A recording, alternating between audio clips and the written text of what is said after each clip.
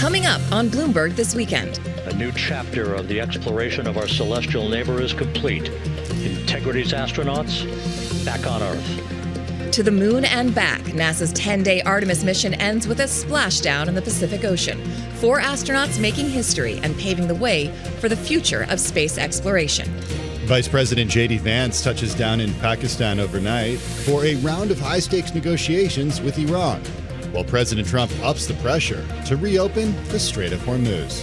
They're militarily defeated, and now we're going to open up the Gulf with or without them. And Finding Purpose, best-selling author and Professor Arthur Brooks on the science of happiness and the one thing we can all do to stay positive. You can't fool your brain. You can simulate a lot. You can simulate all kinds of experiences, but you can't simulate the meaning of life.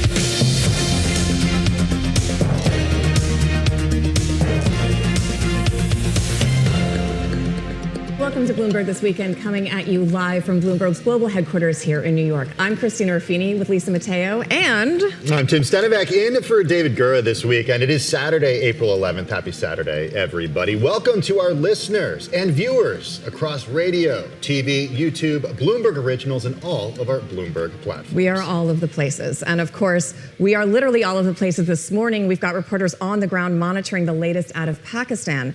Vice President J.D. Vance, along with Steve Witkoff and Jared Kushner, meeting there with an Iranian delegation. Pakistan, of course, helped broker that temporary ceasefire. But there's more than one sticking point, including an effort to stop Israel's offensive into Lebanon, which has killed hundreds this week. We're going to head to our team in Pakistan in just a moment. First, though, a bit of post-celestial joy. This spectacular moment off the San Diego coast just last night, the Artemis II moon mission coming to an end after sending 4 astronauts, 3 Americans and 1 Canadian, to the farthest point humans have ever traveled. We're going to have Ed Ludlow later. I still kind of can't believe that that's how we end these missions. It's just a splashdown in a capsule like that. Old school. It's so old school, and it's amazing. Of course, the capsule parachuted to safety in the ocean. After a minor communications issue, all 4 crew members were taken away on a helicopter to be checked out, and they were all smiles as they returned to Earth. The 4 astronauts, the commander, Reed Wiseman, pilot Victor Glover, and mission specialist Christina Cook, and Jeremy Hansen. Dr. Lori Glaze, the head of the Artemis program, told reporters what the highlight of this mission was for her. The one thing that really stands out to me is being able to watch our crew observe an eclipse by having the moon passing between their spacecraft and the sun. That was a totally unique experience and something that I was so proud that we could all participate and travel along with them and experience that moment. And of course, this was kind of phase 1 with the end goal of sending humans back to the moon and then hopefully beyond. So this was setting them up for future success. We got to get to Mars. Got to get to Mars. Eventually. Okay. Do you want to go to Mars? No, I don't. I'm fine. I'm fine here for now. I'm okay terrestrial, but I'm glad we aspire to greatness. Look, it's unclear at this point when we're going to hear from the astronauts themselves. We're going to check in, as Christina mentioned, with Ed Ludlow just a little later in our 9 o'clock hour. But first, we're going to go to our own Lisa Mateo for the latest on the headlines. Lisa? You got it. U.S. and Iran negotiators, they've arrived in Pakistan for peace talks. Vice President J.D. Vance, he touched down in Islamabad today, greeted by Pakistani officials. U.S. Special Envoy to the Middle East, Steve Witkoff, is there as well, along with President Trump's son-in-law, Jared Kushner, who is acting as an informal advisor and diplomatic negotiator for the administration. Yesterday, Vance spoke with reporters outside of Air Force 2 and said he was looking forward to negotiations. We'll, of course, see, as the President of the United States said, if the Iranians are willing to negotiate in good faith, we're certainly willing to extend the open hand. If they're going to try to play us, then they're going to find that the negotiating team is not that receptive. Now, yesterday, President Trump said he had faith in Vance. Well, I wish him luck. He's got a big thing. We'll find out what's going on. They're militarily defeated, and now we're going to open up the Gulf with or without them. But that'll be open. We're going to be, or the Strait as they call it. Now, Trump's comments, they come as he warns that the U.S. will resume military action with even more intensity if a deal isn't reached. Both sides have said an agreement to end the war should include the lifting of sanctions on Iran. Now, the U.S. has a 15-point plan. Iran has proposed a 10-point plan and has insisted that it maintain control of the Strait of Hormuz. Now, meanwhile, Lebanese and Israeli diplomats, they are planning to meet in Washington, D.C. next week to discuss a ceasefire. And yes, NASA's Artemis crew of 4 astronauts back back on Earth after splashing down in the Pacific Ocean last night. It was humanity's first return to the moon in more than 50 years. A 10-day mission sent the astronauts around the moon and broke human space flight distance records. NASA hopes to land the humans on the moon's surface as soon as 2028. NASA Administrator Jared Isaacman, he said it's a huge moment for everybody. We are back in the business of sending astronauts to the moon, bringing them back safely, and to set up for a series more. I mean, this is not a once in a lifetime, which you hear sometimes around here. It's like, this was a once in a lifetime. No, it's not. This is just the beginning. Well, on social media, President Trump said he looks forward to seeing the astronauts at the White House, adding, quote, yes, team said it, next step, Mars. And round 3 of the Masters continues today at Augusta National. Rory McIlroy stands at 12 under par. He's followed by Sam Burns and Patrick Reed at 6 under. Now, tee times begin at just after 9:30 a.m. local time. McIlroy tees off at 2:50 this afternoon. I guess we'll wait and see for that. Christina and Tim. All right. Thanks so much, Lisa. Well, just hours ago, Vice President J.D. Vance, U.S. Special Envoy to the Middle East Steve Witkoff, and the president's son-in-law, Jared Kushner, arrived in Islamabad, Pakistan, for critical peace negotiations in Iran. The vice president says he's entering these conversations with a positive attitude. We're looking forward to the negotiation. I think it's going to be positive. We'll, of course, see, as the President of the United States said, if the Iranians are willing to negotiate in good faith, we're certainly willing to extend the open hand. If they're going to try to play us, then they're going to find that the negotiating team is not that receptive. This while Iran's foreign ministry cited a phone call between its minister and German foreign minister saying, quote, Iran enters the negotiations with complete distrust and will firmly pursue its efforts to secure the interests and rights of the Iranian people with full resolve. We're going to go to our team in Pakistan in just a minute, but first we want to go to Arsenio Dominguez. He's Secretary General of the International Maritime Organization, which of course is the UN agency that is tasked with ensuring the security of shipping. Mr. Secretary, it's nice to see you again. You're becoming quite a regular. We appreciate you coming on live this morning. I want to ask you, first of all, we've heard the president talking a lot about the Strait. We've heard the Iranians talking a lot about the Strait. We've talked a lot about it. What is the current status of traffic through that choke point? Have you seen an uptick in recent days? And are some of those sailors we've been talking about able to get out? No, always a pleasure being with you here. The reality is that we're seeing a very small increase on the trade and transit of ships through the Strait of Hormuz, mostly on what we now know is a new corridor that Iran has established, which of course has not gone through the procedures here at IMO and is not taking into account the agreements that we have established since 1968 with the mechanism that we have in place. So right now, even though there's a slight increase in the number of vessels, we still have the 20,000 seafarers and over 1,500 ships trapped inside the Persian Gulf. That number is still about 20,000. That's where it was when we spoke to you last week. That's correct, because if we look at the transits, there has been a couple of days, 6 or around 10 transits, but there's still not the numbers of 130 transits a day. So the reality is that the situations for the seafarers continues to be quite dire in the area. Arsenio, there's been some discussion about the possibility of Iran collecting tolls in order for ships to pass through the Strait. If that's how this situation resolves itself, is that acceptable to you? Of course not. And I already have sent that message to Iran as well. The reality is that this is an international strait, and in accordance to international law, no country has the right to introduce tolls on these waterways. And since 1968, we established a mechanism both with the participation of Iran and Oman, and it's been very safe and secure. And that's where we want to go back as soon as this war comes to an end. I also want to ask you, there's a New York Times report out this morning saying that Iran is unable to find some of the mines that it planted in the Strait, and that's part of the problem.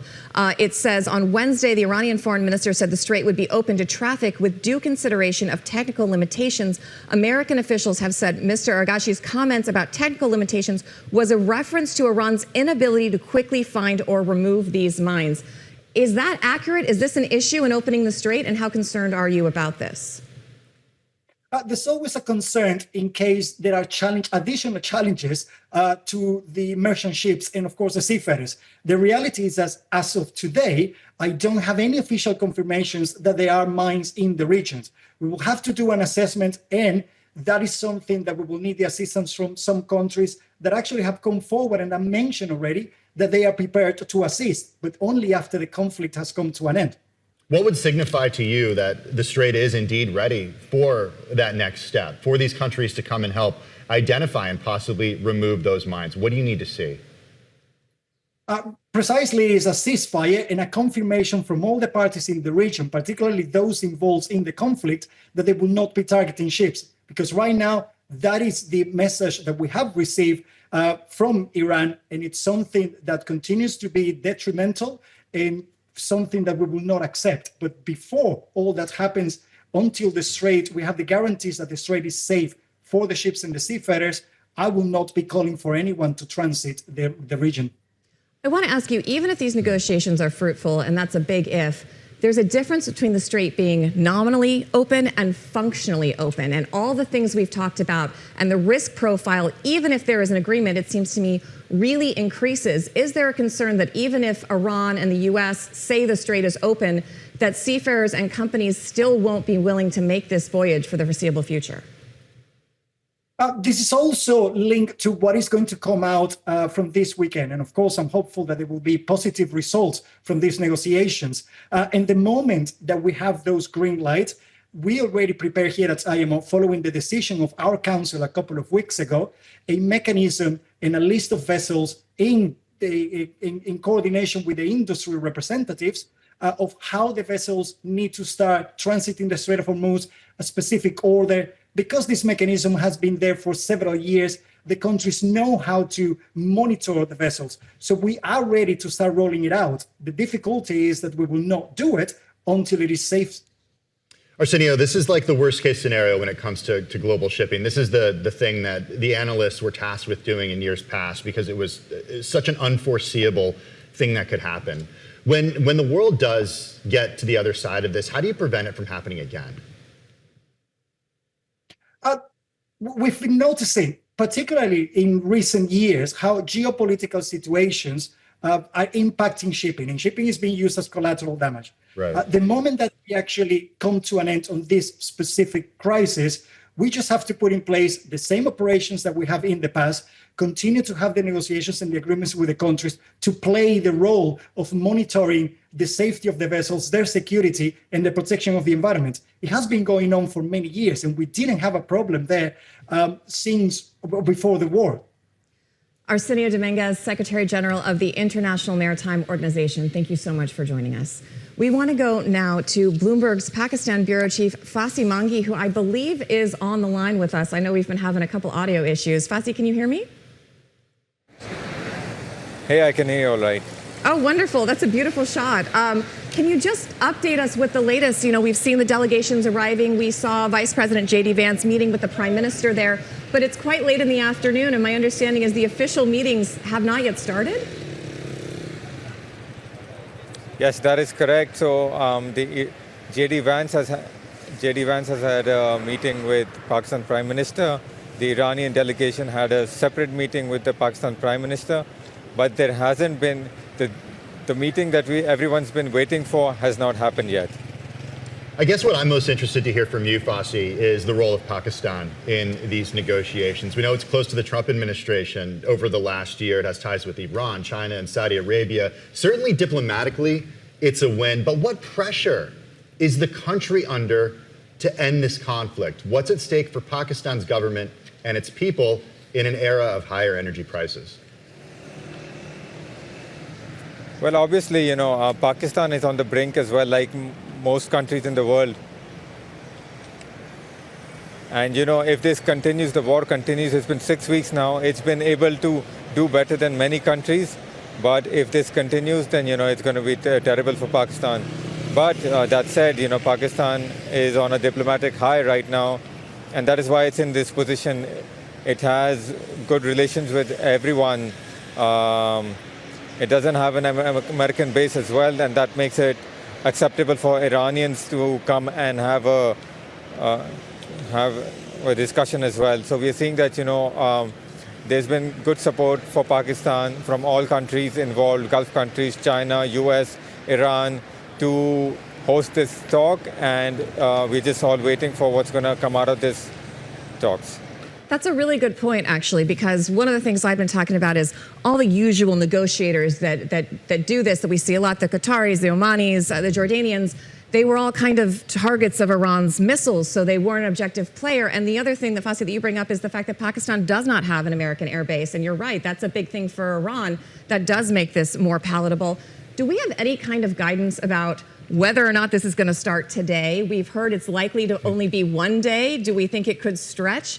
And do you know what the format is? Are they going to be in the same room talking to each other, or are we going to see, you know, the Pakistanis kind of shuffling back and forth with notes, as we see so often in these high-stakes diplomatic negotiations? We are not sure exactly what the schedule or the format will be like. We are expecting one day right now. Historically, we've seen that there have been VPs come in for 2 days. So it can be one day affair, it could be a 2-day affair, but we don't know if it's going to be Pakistan passing the message along. We've had 2 meetings now, so we should find out soon enough whether it's going to be Pakistan passing the message or whether it's going to be one-to-one. You know, Fassi, a name that I think a lot of people are going to become familiar with, if they aren't already, is Asim Munir, Pakistan's army chief. He's become close to President Trump. The president has become close to him. What role how did he end up in this role, being such a go-to between the United States and Pakistan? Yes, so the Field Marshal is said to be the most powerful person in Pakistan, and the connection between Donald Trump and the Field Marshal happened last year when Pakistan had a clash with India, a 4-day clash. And since then, we've seen that the relations between the two have grown. Trump hosted him last year in June at the White House for lunch, and they've had multiple other meetings since then. The Field Marshal has been called a favorite by Donald Trump. They've done, you know, business deals in oil drilling, minerals, crypto. So all of that has helped, you know, forge relations with U.S. that are at a high that we haven't seen in decades. All right, I know you'll stay on top of this for us. Fassi, Mangi, thank you so much as our Pakistan bureau chief. Coming up, what this tanker traffic in the Strait of Hormuz means for oil prices. That's straight ahead on Bloomberg this weekend. Stick with us.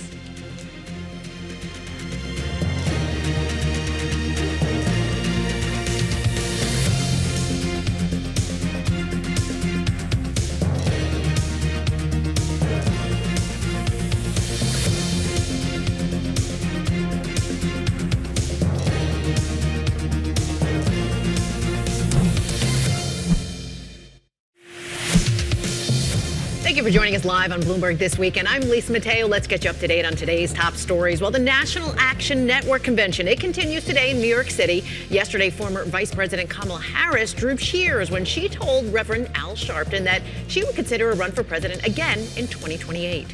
I know what the job is, and I know what it requires. I also know, you know, one of the things that I've been doing, Rev, is, you know, as I've been traveling the country the last year. I've been spending a lot of time in the South and many other places. And the one thing I'm really clear about also is the status quo is not working. Now, among those speaking today, Kentucky Governor Andy Beshear and Democratic Senator Mark Kelly of Arizona. Well, Wall Street banks, they are starting to test Anthropic's latest model internally. Now, sources tell Bloomberg JP Morgan Chase is part of the initiative, but other major financial institutions like Goldman Sachs, Citigroup, Bank of America, Morgan Stanley, they're also testing the technology internally.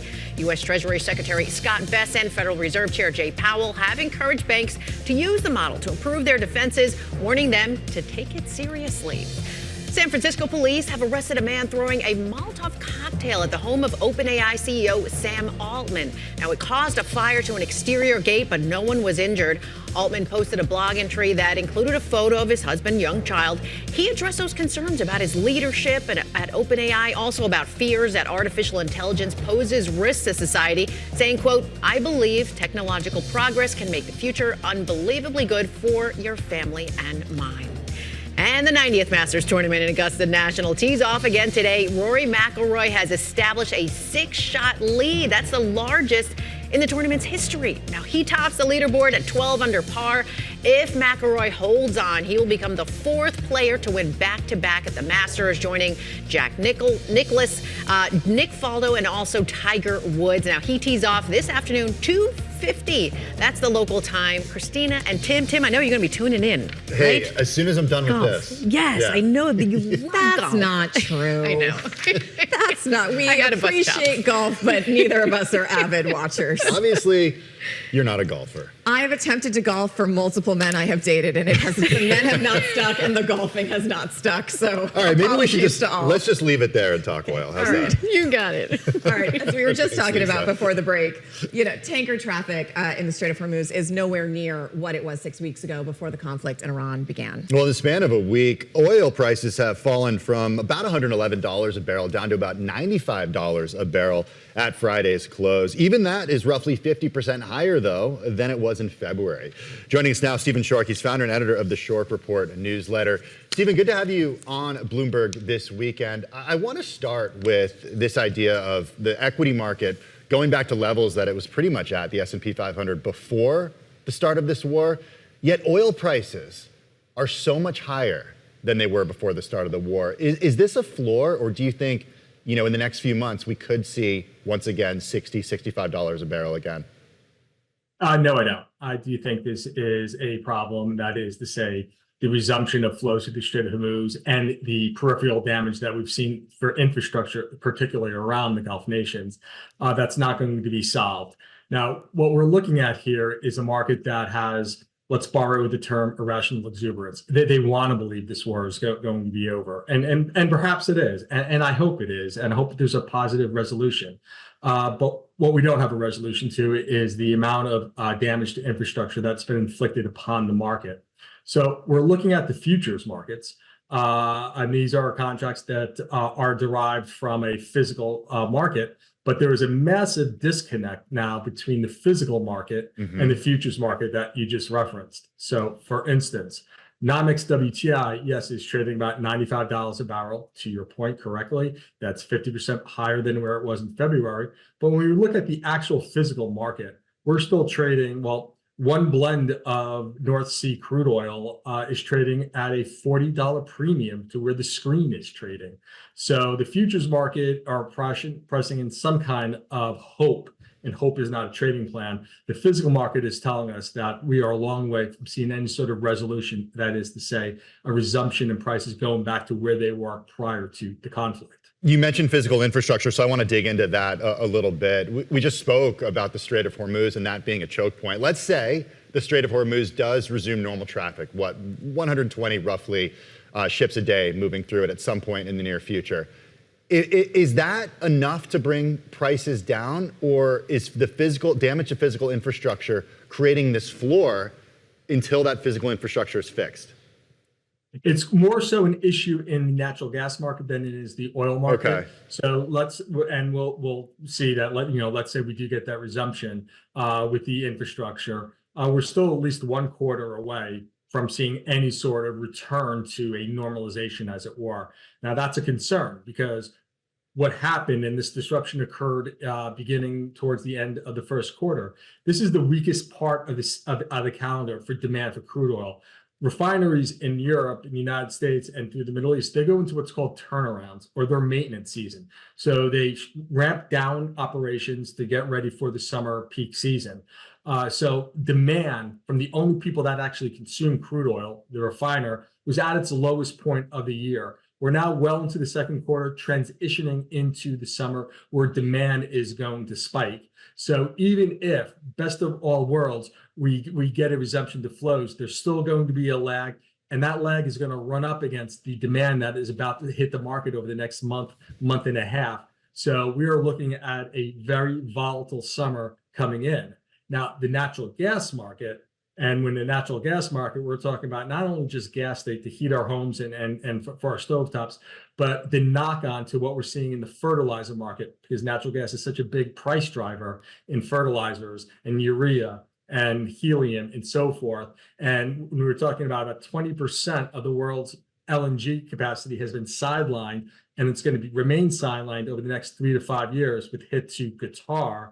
We're looking at a knock-on inflation mechanism that is, well, we are watching history in real time right now, because the entire global natural gas market has been turned on its head, and it's not going to return to anything before what it was like prior to the conflict. Yeah, some of the Qataris I've been talking to have said it's going to be a minimum of 3 years before they can get that LNG network back up to current levels of productions. Of course, that also impacts other things like helium production.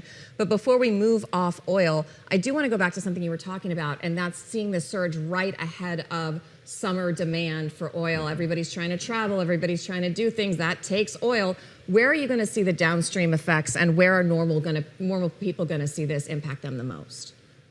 Well, we're going to see it, of course, at the pump at this point. And right now, when we look at what we saw in the rise in the wholesale market, and a significant rise, more than $1 a gallon, more like $1.10 a gallon, I should say. Statistically, there's about an 87% pass through of what we see, the hits to the wholesale level that come down to the retail level. So currently, what we're right now is in a position of two factors. You have, of course, the war hit. That is adding a significant hit to the pump for the consumer. And then we're also now in the midst of the transition to a different type of gasoline. The gasoline we put in our cars in the months of June, July, August is not the same gasoline you put in January, February, March. So that gasoline, summer grade, we'll call it, comes at a premium because it's a much harder blend of gasoline to manufacture. So we normally get a 17 to 20 cent increase at the pump just for that seasonal shift. Now you add about 80, 90 cents pass through of what we're seeing in the war premium, we're looking at $1.10, $1.20 additional hit. So right now, national gasoline prices, AAA, I think right around $4.14. We modeled it 3 weeks ago. On the pass-through, the typical pass-through you see 3 to 5 weeks after a significant spike. We modeled our prices between $4.17 and $4.20 national average. Now that's an assumption that prices remain here, but I don't think they're going to remain here. So the knock-on to the consumer will certainly be higher, more towards, and I wouldn't be surprised if we go and challenge the $5 premium that we saw 3 years ago. So what you're telling me is I need to find a nice walkable summer vacation plan. Well, just stay in New York the whole time. That's what you exactly. Can do. Hey, Stephen. I'm here in Philly. I can't walk to the Jersey Shore, so I'm going to have to drive. All right. Hey, Stephen, one thing that commodities traders like to talk about is the cure for high prices is high prices. When prices move higher, other producers come in to profit from that. Have we started to see that when it comes to drilling in the United States or production in the United States? Is this enough for American producers to do what the president wants them to do, and that's drill, baby, drill? Yeah, certainly. Well, interestingly enough, when oil was at $60, $65 a barrel, we were seeing record U.S. production. I was quite perplexed by that. Right now at $95, $100 a barrel, call it, certainly prices are high enough. Now, they're high enough, but are they going to remain high? And that's the issue. We are seeing some hints, particularly when we look at the CFTC data, their commitment to traders reports. When we look at the disaggregated portion of that report that serves as a proxy for E&P hedgers, then we're seeing a significant amount of futures markets sold forward. So what we can say with confidence is that E&P producers are selling this conflict. Now the question is, are they selling it? And then they're going to meet that with future production, which would be the implication. That remains to be seen. But typically, the knock-on is you'd want to see months of a new pricing regime that we are in, rather than just a kind of a short-lived, okay, this is a futures market that is trading with every whim, every social media post that comes out there. That's not a fundamental physical plan right now. So we do know that is, again, I'll reiterate, that a lot of oil has been sold forward by the producer class. Now, that could be a speculative hedge. It could be, but it's not. So the likelihood is we will start to see production ramp up to meet this. But the question is, can we get that production from where it is to where it needs to be in the amount of time that we need? And that is The answer to that is no. So from a longer-term perspective, we might see the indications are there, but will it make enough of a difference to impact price without other factors being addressed for this summer? Unlikely, no.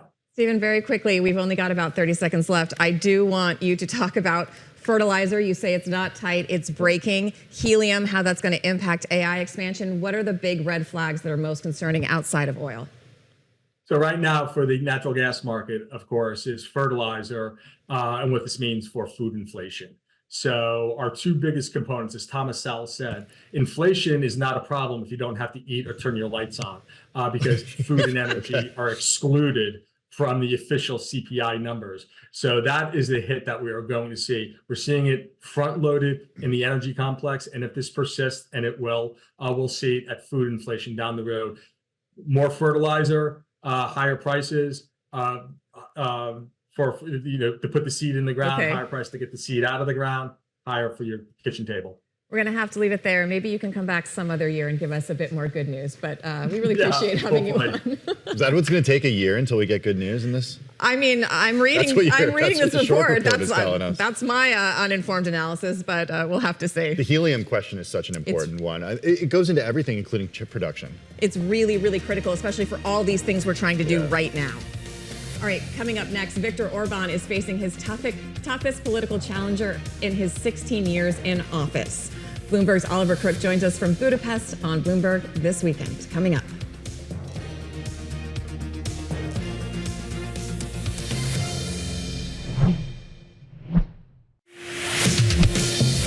Thanks for joining us live on Bloomberg This Weekend. I'm Lisa Mateo. Let's get you up to date on today's top stories. And former New York City Mayor Eric Adams has been granted Albanian citizenship.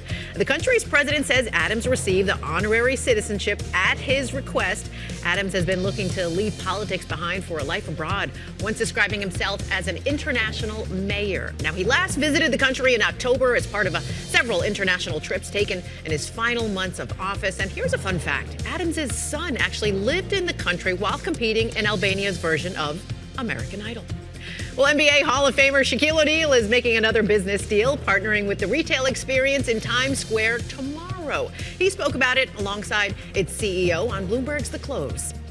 I'm 54 years old. I've always been into technology, and when I first met this a beautiful boss lady here, I was in the store for 4 hours. Wow. I mean, it just, robots, dog robots, holograms, headphones, glasses, meta glasses, just, it's a beautiful place to be. And I think if you're ever in Times Square, you should definitely check it out. Well, O'Neal said the company is like sharper image on peptides. Well, round 3 of the Masters continues today at Augusta National. Rory McIlroy stands at 12 under par. He's followed by Sam Burns and Patrick Reed, who stand at 6 under. Tee times begin at just after 9:30 a.m. local time. McIlroy, he tees off at 2:50 this afternoon. And NASA celebrating the return of 4 astronauts to the Earth. The Artemis crew splashed down the Pacific Ocean last night. It's humanity's first return to the moon in more than 50 years. Christina and Tim. Were you guys here when Shaq was here? I was here. I missed him. Was he crazy in the Let's just say a lot of people wanted to say hi. I'm sure. I just want to see him in real life because he's so tall comparatively to was he huge? Of course. Yeah, he still is. He still is. He was and still is, yeah. Is he present tense? Is he currently large? He's currently large. I miss David Gura. Thank you, Lisa. Thanks, Lisa. Well, let's go back to Europe because Hungarian Prime Minister Viktor Orban facing the biggest challenge to his 16-year rule with Sunday's election. Leaders from Europe's far right, including Marine Le Pen and the president of Poland, have all visited Hungary recently to lend their support for Orban. He's facing a younger challenger who wants to shift Hungary back towards Europe's mainstream and away from its close ties with Russia. We've got Bloomberg's chief Europe correspondent, Oliver Crook, is joining us now from Budapest. Oliver, so we had Vice President Vance visit and kind of endorse Orban. We've got some sound we're going to play for you real quick, and then I want you to comment. What has happened in the midst of this election campaign is one of the worst examples of foreign election interference that I've ever seen or ever even read about. The bureaucrats in Brussels have tried to destroy the economy of Hungary. They have tried to make Hungary less energy independent. They have tried to drive up costs for Hungarian consumers, and they've done it all because they hate this guy. First of all, we want to say that there's no evidence of election interference. EU officials have not campaigned for his opposition candidate. Was this helpful? If Orban, who's known for his really close ties with Trump, is losing ground, is having a member of the administration come and double down going to help him? Yeah, there are a lot of threads to unpick there from J.D. Vance. Let's start just with the pronouncements of the Vice President of the United States, saying that he was so shocked and appalled by the interference from the European Union. Not very clear in what he was referring to. He was also saying that the Europeans are trying to artificially sort of raise energy prices here in Hungary. And we should note that actually the EU has done quite the opposite. Hungary is one of the only nations within the European Union that actually has an exception that is still allowed to buy Russian crude oil in order to keep those prices down effectively, because they're a landlocked country and don't have the seaborne access to some of the crude oil that would be coming from the exterior. And of course, he's saying this while at the same time campaigning alongside the incumbent Prime Minister Viktor Orban, basically telling people in Hungary, he says, well, I'm not telling you how to vote, but what you really should do is vote for Viktor Orban, which echoes what we heard from Marco Rubio, the U.S. Secretary of State, who was here back after the Munich Security Conference. We heard Donald Trump. He gave a video message a couple of weeks ago basically saying we love Viktor Orban and things will go better for Hungary and their relationship with the United States if he is reelected. But again, everybody feels that there is interventions of some kinds here. We had a sort of a transcript of a video of a call between Putin and Orban back in October that we put out this week, in which Viktor Orban was effectively saying to Putin, I'm here to serve you and I'm here at your service. So again, a lot of attention on this. There's a question about how effective this is, the J.D. Vance coming here to Hungary. There's a lot of people here in Hungary don't really know who J.D. Vance is. There's also a question about how much sway actually Donald Trump now has over the far right of Europe over the last 6 months. I mean, with the Greenland moment, with the war in Iran, which is causing a lot of sort of price shocks here in Europe, this is intensely unpopular universally across Europe, even with the far right. Well, I want to follow on that because Brussels has frozen some $20 billion in aid for Hungary over concerns about graft. The country ranks as the most corrupt in the EU. This is according to Transparency International. Why is this administration so aligned with Hungary? Why is it so supportive of Viktor Orban?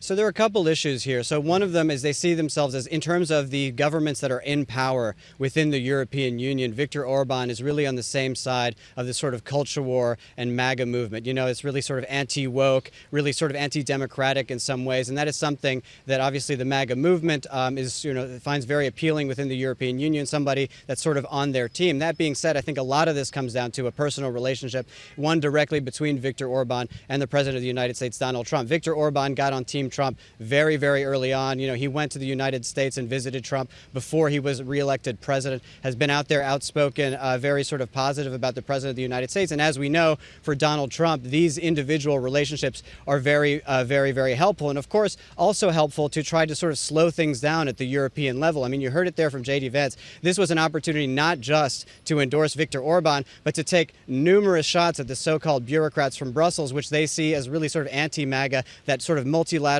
approach is something that the United States currently really stands against. Oliver, I also want to ask you about, I mean, I don't want to get ahead of things here, but when we look at the numbers that we've got so far, Orban is about 10 points down going into tomorrow. What this means, larger picture for NATO, because those of us who've covered this for a while know that there's always one outlier, well, sometimes two. There's two outliers in NATO and EU negotiations. It's almost always either Hungary or Turkey. And if there's a mood change in Hungary and you get someone who is more EU focused, what that means for those two alliances and if they'll be more effective, especially at a time when they're trying to pull away or become a little bit more independent from the United States.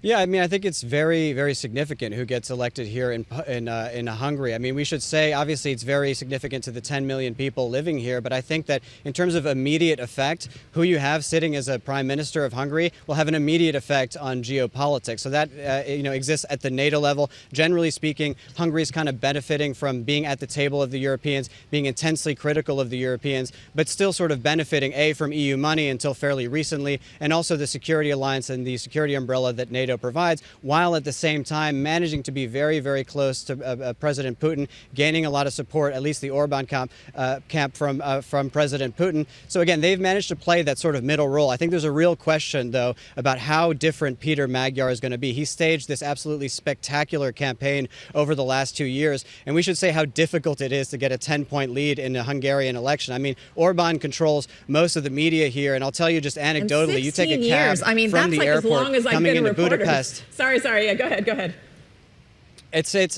No, it's absolutely spectacular. I mean, when you look at every single large billboard on the highways and in Budapest here, you have little election posters from all the parties, but every single big billboard is either a picture of Viktor Orban looking very stately, gazing out into the middle distance, or basically a mugshot of Volodymyr Zelensky, Peter Magyar, with danger written across it. You say you need to stop these guys from taking over Hungary. So that really is what he's up against, and he staged a spectacular campaign, which has really been going city to city, shaking hands, and being very, very physically present across Hungary. Oliver, we only have 30 seconds left, but let's end there with Ukraine and the effect of this election on what it means for Ukraine's security.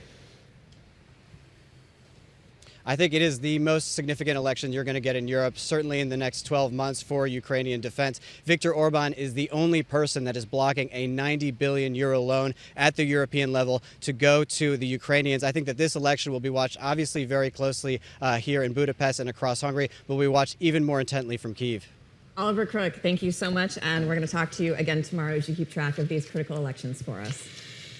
That is a smart dude. I haven't gotten to talk to him before. Oliver Crook, awesome. He has a great job, too. He jumps around Europe and learns everything you need to know about a specific thing happening.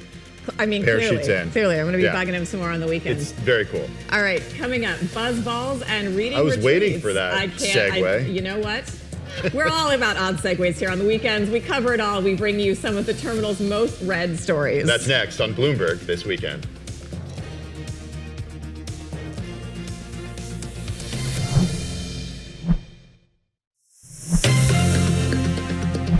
Welcome back to Bloomberg This Weekend, or as we like to call it internally, BT Dubs. And that is also, so you get it? BT Dubs? I do. Do you say BT Dubs or BTW? BTW. Yeah. You and David Gura are the same person. It worked perfect. It works perfectly. All right. So for you today, we will me. call this segment BTW. We're going to go to Lisa, and she's going to catch us up on some of the stories from the terminal we may have missed and some fun ones. All right. So I want to start with the Masters, okay? Because everybody's talking about the Masters, right? It picks up again today for the next round. But there's a certain little guy that's really been kind of the focus here. Okay, so this is from the Washington Post. Let's get to the headline. It's he's cute, he's rare, and he's the biggest star of this year's Masters. And it is, yes, the little garden gnome, okay? He has a coffee in one hand. He's got the umbrella in the other hand, all right? He's about 13 inches tall, about $60.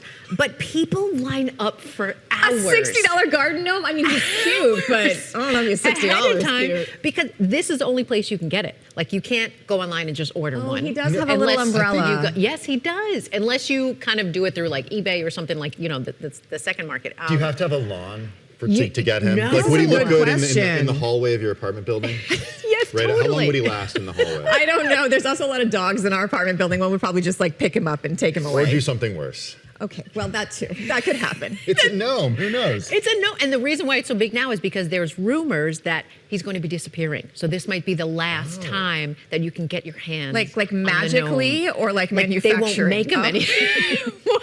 It's a rumor. But that's because, and now people are selling them online on eBay for like $800. A package deal for like $40,000. Like, Tim, do you need a gnome? Crazy. Well, I don't need one, but Michael McKee, who covers international economics and policy for Bloomberg News, he is in Augusta right now. He could get us a gnome. And maybe he'll come back with a gnome. So, Mike, if you're watching, Mike, we need gnomes. Listening, call me. Bring gnomes. We need a BT Dubs gnome. Okay. A gnome. Okay, what else you got? Okay, this next one. Okay, this one's interesting. This is from the New York Times. Okay, here's the headline. The high alcohol drink taking over Gen Z. All right? We are talking about this drink called Buzz Balls, okay? It is this premixed cocktail. It's in this colorful packaging. It's like in the shape of a billiard ball. That's kind of how it looks. It's founded by a former high school teacher in Texas. It's actually owned now by spirits company Sazerac. It's cheap. They're about $4 a piece. They pack a punch. Listen to this, guys. That's what that headline was. Yes. I didn't understand it. I saw it in the terminal. Guess that 15% alcohol in that tiny little ball there. I'm confused because I thought the youngs weren't drinking anymore. But here's the thing, the youngs like the cheap drinks because they can't afford, they're saying, the low-cal, fancy seltzers. Okay, there's some drink trashy vodka so they like want we more had bang to. for their buck. My son gets these. I was going to say you have some Gen Zs in the house. Yes, my legal Gen Z loves these. Okay. The not legal one better not like these. Okay, there we go.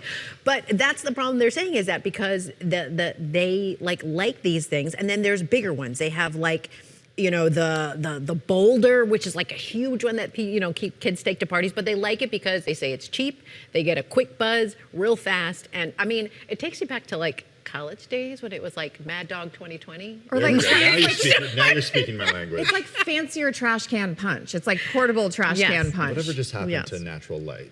Yeah, Natty Light. Yeah. Oh, you should have to suffer to drink. Like it should not be fun. It should not be enjoyable. All right. All right. This next one is for the adult homeowners. Okay. Everyone trying to get a home. We're talking about affordability. Okay. So this one's from the Wall Street Journal. The headline is surging HOA fees are pushing homeowners to the brink.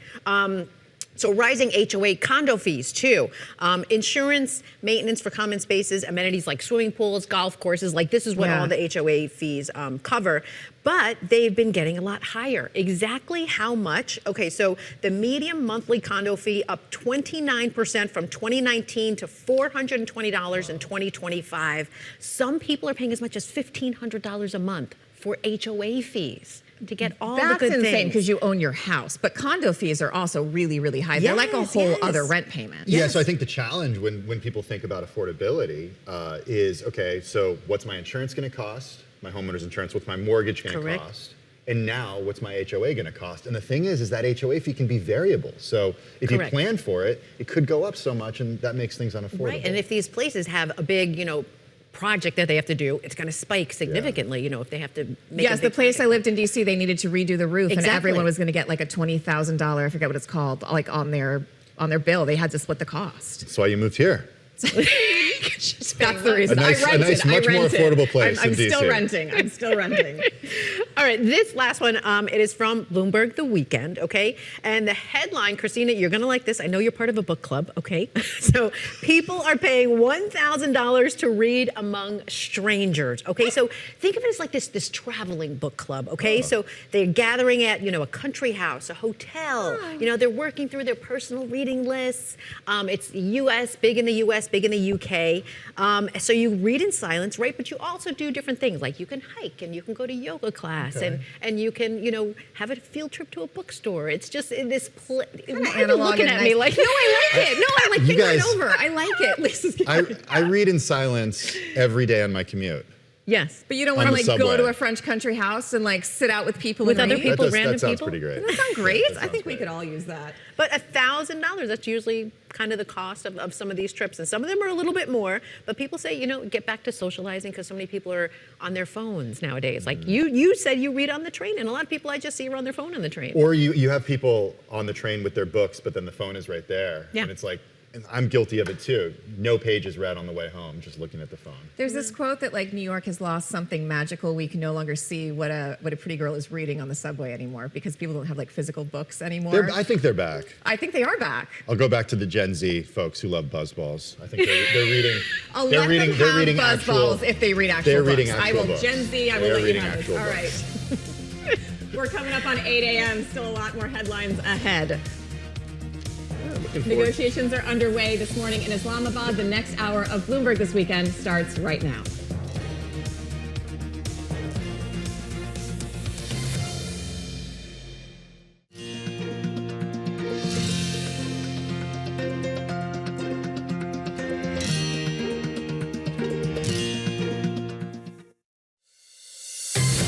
Welcome to Bloomberg This Weekend, live from New York with David Gura, Christina Ruffini, and Lisa Mateo.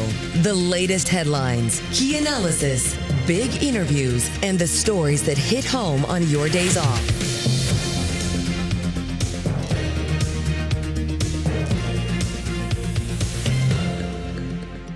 Welcome back to Bloomberg This Weekend. It is just about 8 a.m. here in New York at Bloomberg's Global World Headquarters. I'm Christina Ruffini with Lisa Mateo and Tim Stanovic.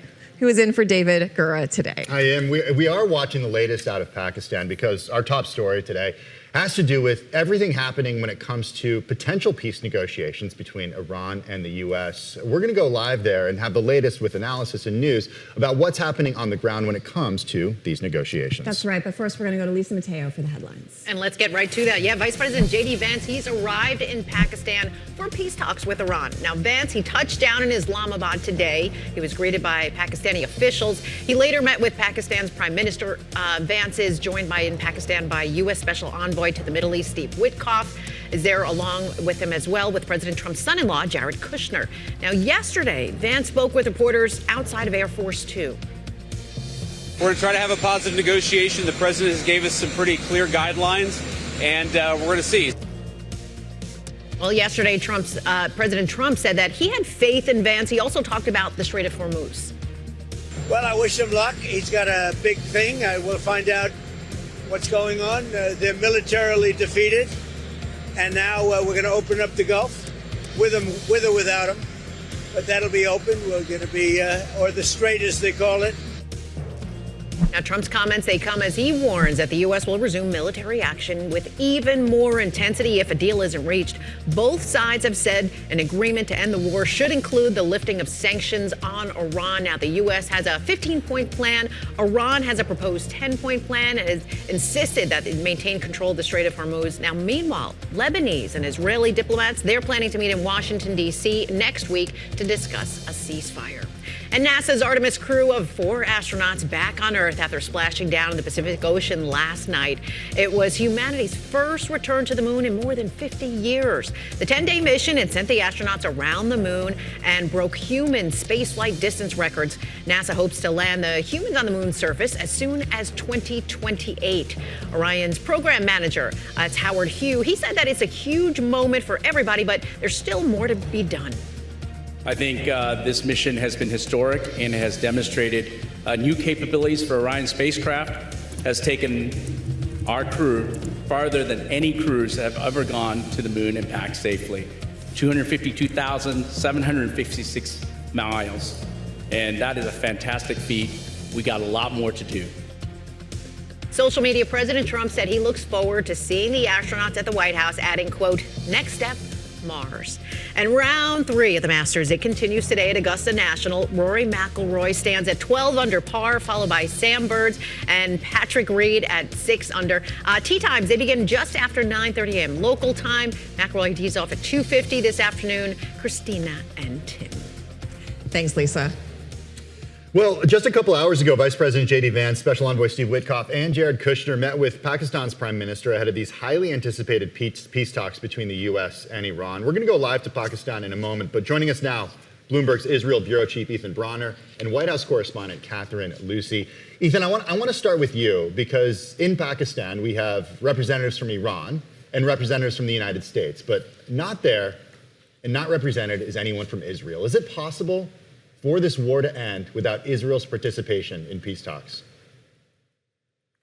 Sure. I mean, I think that, Israel is being informed by the United States on a sort of a side channel. So I don't think that's a problem. It would have been surprising if Israel would have shown up in Pakistan. There are no diplomatic relations between Pakistan and Israel. It would have been complicated. And this is, negotiation with the United States and Iran. So I don't think that is the biggest problem, no. So what is the biggest problem? I mean, there are quite a few, but...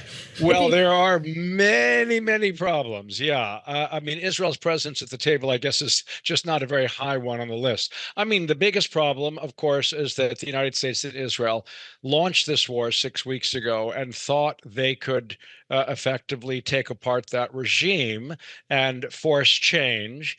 And found that the regime was far more resistant than they expected. And the regime's survival and even thriving on some level in Iran has allowed it to take control of the Strait of Hormuz, to sort of have a stranglehold over a large part of the world economy through that, and has, caused enormous political problems for President Trump. So he would like to find a way to wrap this up. Assuming you take seriously the goals he set for this war, along with Israel, those have not been met.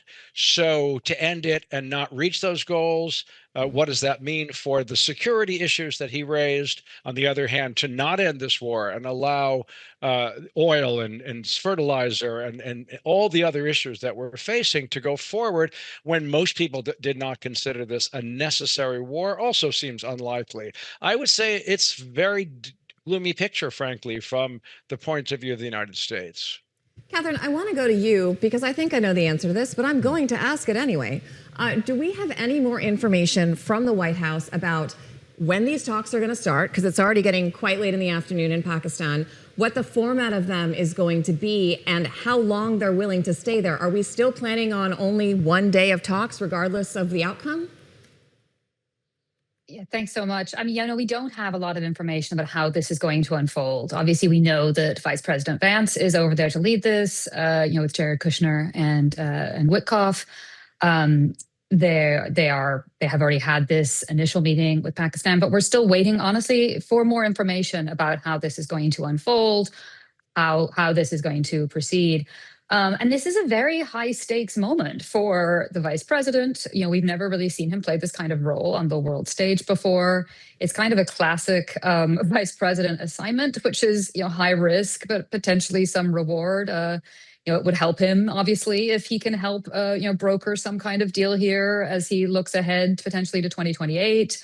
But he could get saddled with a lot of blame if there are no wins out of these talks today. Yeah, Catherine, I want to talk a little bit more about that and JD Vance's role here. There was that reporting earlier this week from the New York Times, Maggie Haberman and Jonathan Swan, about what actually happened in the Situation Room and who felt what about this war. And JD Vance was sort of alone in his opposition to this. And he served in the military. He's against these forever wars. He is opposed and has been opposed to different conflicts. I'm just curious what that means to send him as the lead negotiator, somebody who, based on reporting and what we've read, really didn't want to be attacking Iran in the first place.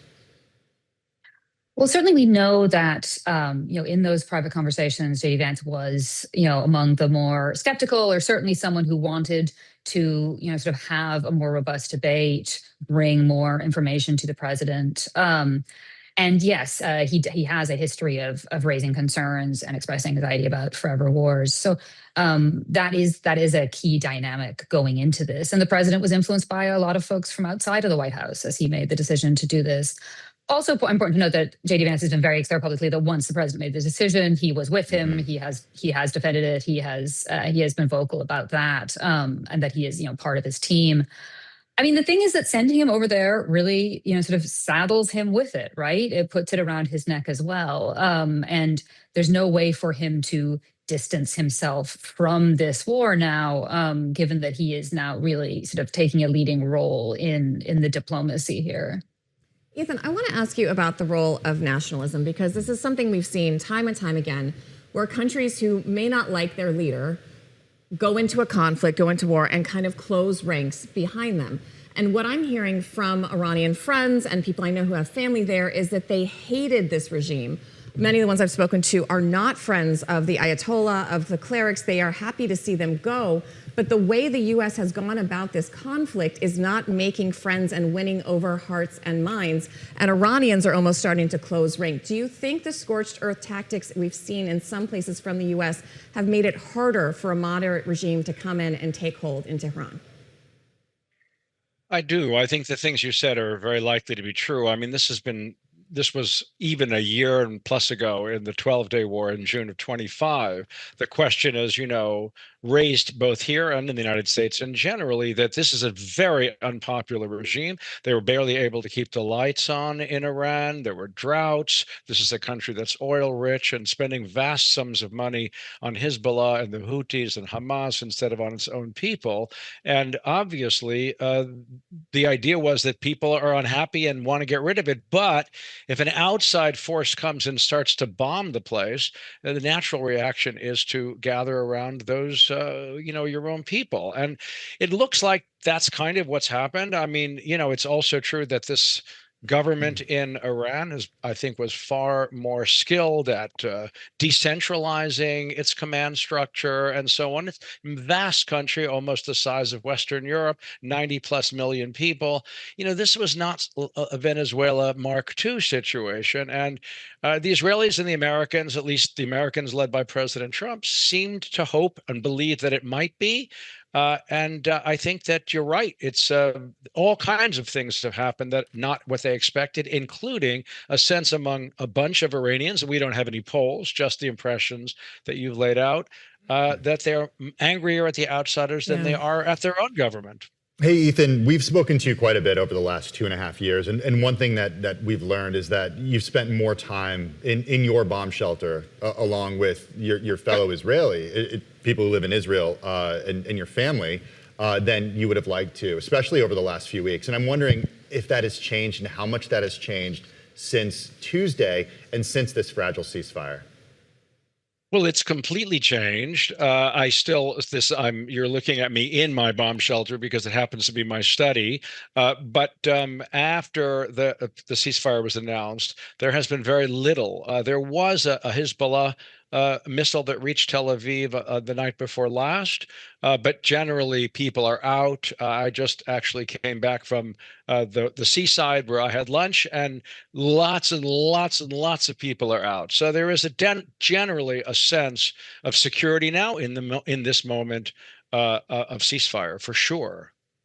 Catherine, meanwhile, the president, who has dispatched his vice president overseas, is not in Washington this weekend. He's in Florida he had an event in Charlottesville, and he went on to Florida for, I believe, a UFC fight. And then we have some comments from him on this whole thing before he got on his plane to Virginia on Friday. The Strait will open up. The Strait will open up. If we just left, the Strait's going to, otherwise they make no money. So the Strait's going to open. But what we have is no nuclear weapon, but we'll open the Strait anyway. Don't forget, we don't use the Strait. Other countries use the Strait. So we do have other countries coming up, and they'll help out, but we don't use it. It won't be easy. It won't be, I would say this, we will have that open fairly soon. Do you think the president has essentially moved on from this? He seems to think it's going to resolve itself.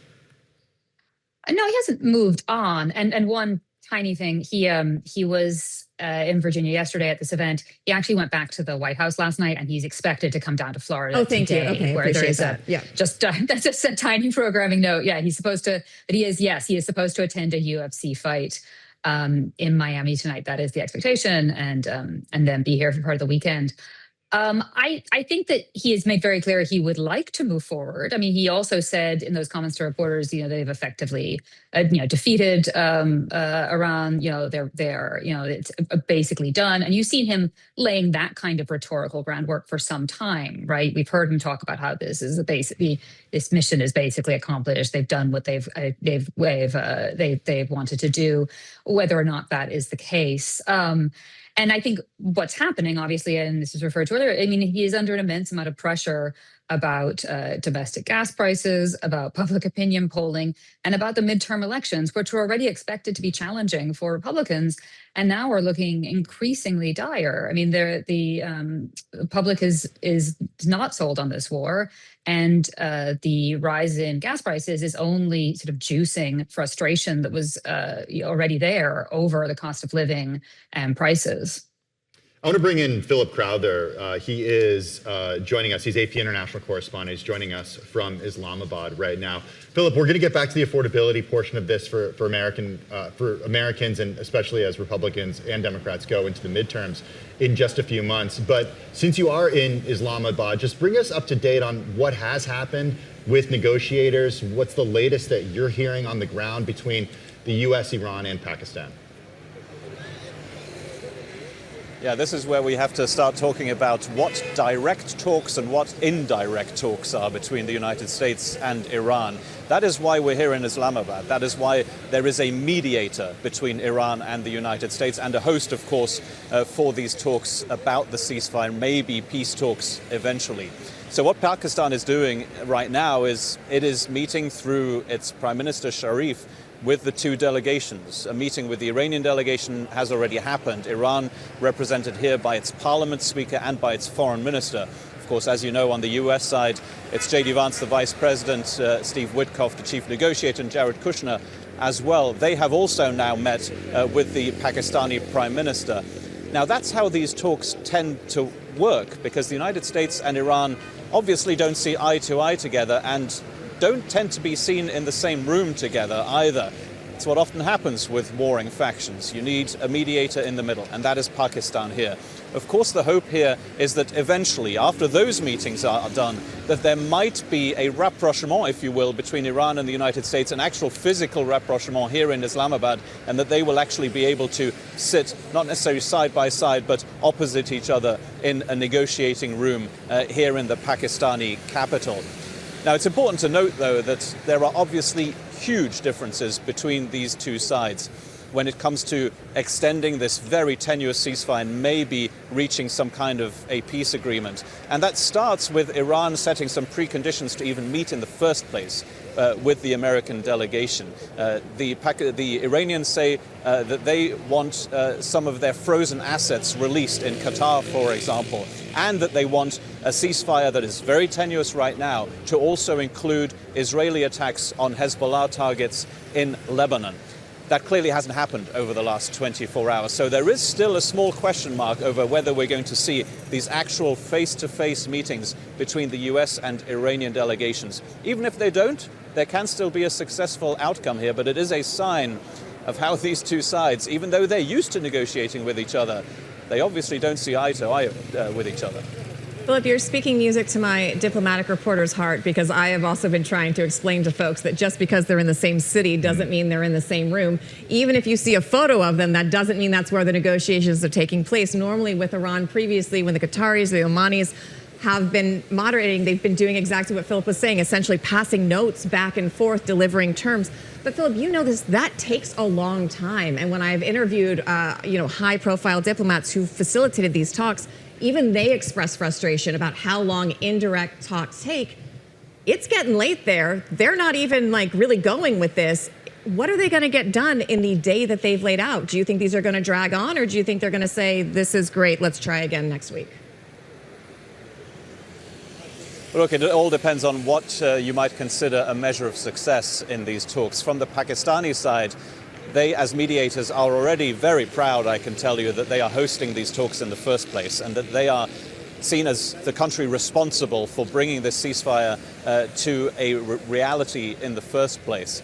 So for the organizers here, maybe a sign of success would be for these two delegations, yes, to meet, maybe indirectly, maybe directly, at a very high level, and for them to get along just about enough for there to be further technical talks, as they're called. This means that lower-ranked delegations might still remain here in Islamabad, or some might be flown in from Tehran and from Washington, for example, and that they will then be able to hash out some of the crucial differences.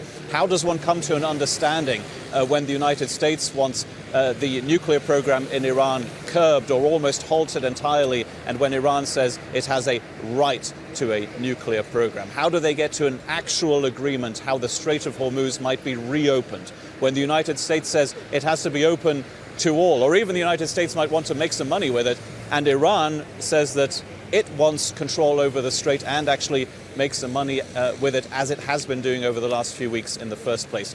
Huge differences between these two countries, obviously, but that doesn't mean that there can't be some kind of a successful outcome, and that's diplomatic speak as well. You might not come to a huge signed agreement here later tonight here in Islamabad, but you might see the two delegations saying, you know what, we have enough of an understanding to keep on meeting and to keep on working on this whole thing. Philip Crowther, Associated Press international correspondent, joining us from Islamabad. I want to go back to Catherine Lucy, who is our White House correspondent, joining us right now. And just, Catherine, bring you into the conversation about the question of success. And we heard from Philip just now, okay, what success could look like to Pakistan and from a diplomatic angle. But how does J.D. Vance return from this trip and say that was successful? What does that look like? I mean, I think there's a lot of what ifs baked into that question, right? But I think one thing we've seen from President Trump that could extend here is that he is very good at sort of picking the things that he wants to emphasize and trying to declare wins when he can. If there is progress, I think that is what they will point to, right? So if they can say we've moved forward on this, talks continue, this was a good first day. I mean, and of course, obviously, if there's more, if they reach a full deal, I think that's obviously a big win for them. But I think as long as they can cite that this is moving forward, I think they will try and they could try and sort of argue that was a good day. Ethan, quickly before we have to let you go, does Benjamin Netanyahu want these negotiations to be successful? I guess it depends on how you define success. If success means that the American demands in the program they put forward, an ending of all enrichment, the ending of the nuclear program, the ending of the ballistic program, the cutoff from the proxies, then I think he'd be delighted. He said so from the beginning. If a diplomatic solution can do it, great. But the likelihood, of course, given where we are, is that those things will not emerge from this. And in that sense, I'd say you're right to ask the question, that he remains skeptical. And of course, for him, for Israelis, it's a much more immediate danger from their perspective to have Iran back on the horse and agreeing to make money in the Strait and so on. So certainly a fair amount of concern here that this may happen in a way that will not be good for this country. All right, Ethan Bronner, our Israel Bureau Chief, and Catherine Lucy, our White House correspondent, thank you both so much. Let's go to Lisa Mateo, who is standing by for a little bit of news. Hey, Lisa. Yeah, you got it. We're going to update you on today's top stories. We'll start with this. The National Action Network Convention, it continues in New York City today. Now, yesterday, Reverend Al Sharpton, he asked former Vice President Kamala Harris the question that everyone in the room was waiting for. Are you going to run again in 28? Listen, I might. I'm thinking about it. Among those speaking today, we have Kentucky Governor Andy Beshear and Democratic Senator Mark Kelly of Arizona. Well, Wall Street banks, they are starting to test Anthropic's latest model internally. Now, sources tell Bloomberg JP Morgan Chase is part of the initiative, but other major financial institutions like Goldman Sachs, Citigroup, Bank of America, and Morgan Stanley, they are also testing that technology internally. U.S. Treasury Secretary Scott Bessent, Federal Reserve Chair Jay Powell, they have encouraged banks to use the model to improve their defenses, warning them, though, to take it seriously. San Francisco police, they've arrested a man throwing a Molotov cocktail at the home of OpenAI CEO Sam Altman. Now, it caused a fire to an exterior gate. No one was injured. Altman did post a blog entry that he included a photo of his husband, his young child. He addressed those concerns about its leadership at OpenAI, also fears that artificial intelligence possesses that risk for society, saying, quote, I believe technological progress can make the future unbelievably good for your family and mine. And the 90th Masters Tournament at Augusta National tees off again today. Rory McIlroy has established a 6-shot lead, the largest in the tournament's history. Now, he tops the leaderboard at 12 under par. If McIlroy holds on, he will become the 4th player to win back-to-back at the Masters, joining Jack Nicklaus, Nick Faldo, and also Tiger Woods. He tees off at 2:50 this afternoon, local time. And NASA celebrating the return of 4 astronauts to the Earth. The Artemis crew splashed down in the Pacific Ocean last night. It's humanity's first return to the moon in more than 50 years. Christina and Tim. I'm not getting over this story. It's like I love the way that the entire world was just watching this yesterday. Yeah. Watching those images come from NASA. And you're a huge space fan, so this must have been like your Super Bowl. Yeah, this was really, I was really excited. I made my kids watch the launch. Yeah. Were they into it? The 7-year-old was into it, 3-year-old not so much. But, yeah. I think that's fair. I'm not sure your 3-year-old is going to understand the gravity of lack of gravity. And last night I tried to get him to watch the return, but he wanted to watch basketball. So the 3-year-old wanted to watch basketball? No, the 7-year-old. Oh, all right, yeah, that's the 3-year-old was fair. in bed. It was after 8 o'clock. Okay, that's also fair. All right, thank you, Lisa. Well, the S&P 500 saw its best week going all the way back to November. It gained some 3.5% following the president's announcement of a ceasefire with Iran. There are, though, some questions, Christina, some serious warning signs about the war's effect on inflation moving forward. We have Bloomberg News senior reporter Bailey Lipschultz, who is joining us. And Bailey, you know what I'm going to say to you. Why are you not here at the table? I saw you on set with all of my colleagues this week. Clearly, you love them better than us. Monday, Tuesday, Wednesday, Friday, right? Bailey was We're working just lucky nonstop. Bailey's joining us on Saturday we really morning. do appreciate that you're joining us on No, Saturday. I'm happy to join you guys. Well, I will say I didn't realize Tim was co-hosting, so not actually that wouldn't have changed it because I do have plans. That's why I can't be in the studio. But next time I will do better, I promise. I was going to say, if you were going to come in for Tim and not me, we were going to have a fight. There's always tomorrow, Bailey. There's always tomorrow. Bailey, let's start with the markets. All right, we had a huge jump for the Dow, NASDAQ and S&P midweek, and then the rally sort of leveled off. What do we make of that? It's really just kind of all expectation and level setting. So the move you saw earlier in the week, call it Wednesday, was really heavily driven by short covering. So investors who had taken some bearish bets just on the expectation that maybe a ceasefire would not be announced, maybe there would be more dire attacks in Iran as the president had threatened, and maybe just kind of preparing for potential more doomsday type scenarios, which obviously was not the case this week. So that's why you saw the big jump. And then it was a mixture of economic data and really just preparations for what this weekend's talks would bring. It's really hard to get more optimistic from an investing standpoint where we are right now, unless positive news comes out of this weekend again, especially because we do have some critical earnings picking up and kicking off next week. So that'll actually give some fundamental news to what we really call March is a kind of earnings gap or window where nothing really happens. So it's a bit of a vacuum from the fundamental standpoint. I want to talk about those earnings in just a minute, especially those big banks. And we're going to be doing a preview later this weekend too, as well, of those earnings. But I do want to know, Bailey, if we look at the equity market, the S&P 500 has bought this idea that this conflict could be ending soon. Doesn't necessarily seem like the bond market has bought it. The oil market certainly has bought it. What are the differences in what these different signals are sending? Yeah, it's pretty hotly debated. So the bond market, if you talk to people who have been on Wall Street, people who trade bonds are, smarter than people who trade equities. I track equities, so that's really a self-own right there.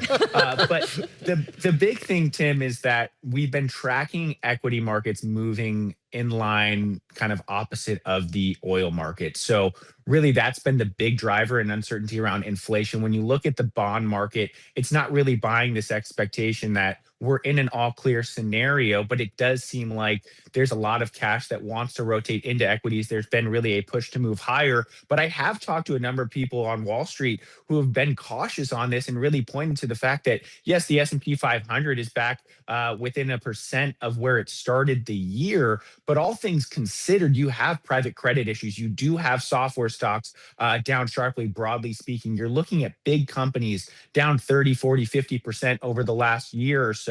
And there still is uncertainty underneath the surface and whether or not, when you look at the S&P 500, are we really still just being driven by 7 to 9 companies? And that's really kind of providing a bit of a Band-Aid or a bit of cover for what still is a choppy environment from a stock picking perspective underneath the surface. That's interesting because we had Stephen Schork on earlier who said hope is not a metric and he thinks some of these numbers are being run by hope. I mean, you guys have covered this longer than I have. It seems unrealistic, some of these market swings up compared to especially more tangible commodities that seem more grounded in what's going on. Where does this line? Are people just willfully not looking at the data, or they really believe that this is going to turn around? You're looking at me when you're asking this question. Bailey's the one who has all the answers. You guys don't cover this.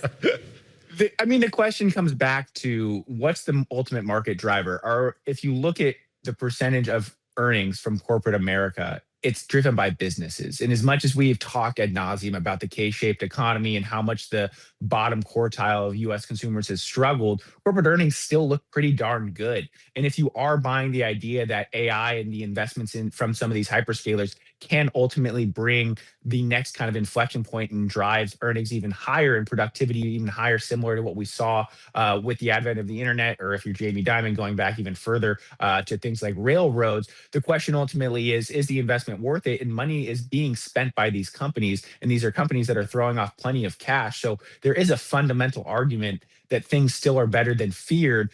But ultimately, there's still kind of the contrasting point where war is going on. There is a lot of inflation uncertainty. And as much as we want to talk about one or two or half a dozen ships going through the Strait of Hormuz, there are knock-on effects that are really going to impact the ultimate end consumer here in the U.S. and globally, and have impacts on the economy. So let's push the conversation forward to next week into earnings, Bailey, and talk a little bit about the big banks, because I think one reason that we like to hear from them, that I like to hear from them, is because we get a good idea of what the consumer is doing in real time with their debit cards and with their spending, and how much is going into their accounts and how much is going out of their accounts. Bank of America just has such a good read, for example, on the consumer. Is this going to tell us, are these banks going to be able to tell us to what extent the inflation that we've seen as a result of higher energy prices is actually changing consumer spending? They should be able to give us more of a kind of leading indicator. That's been the debate with economic data.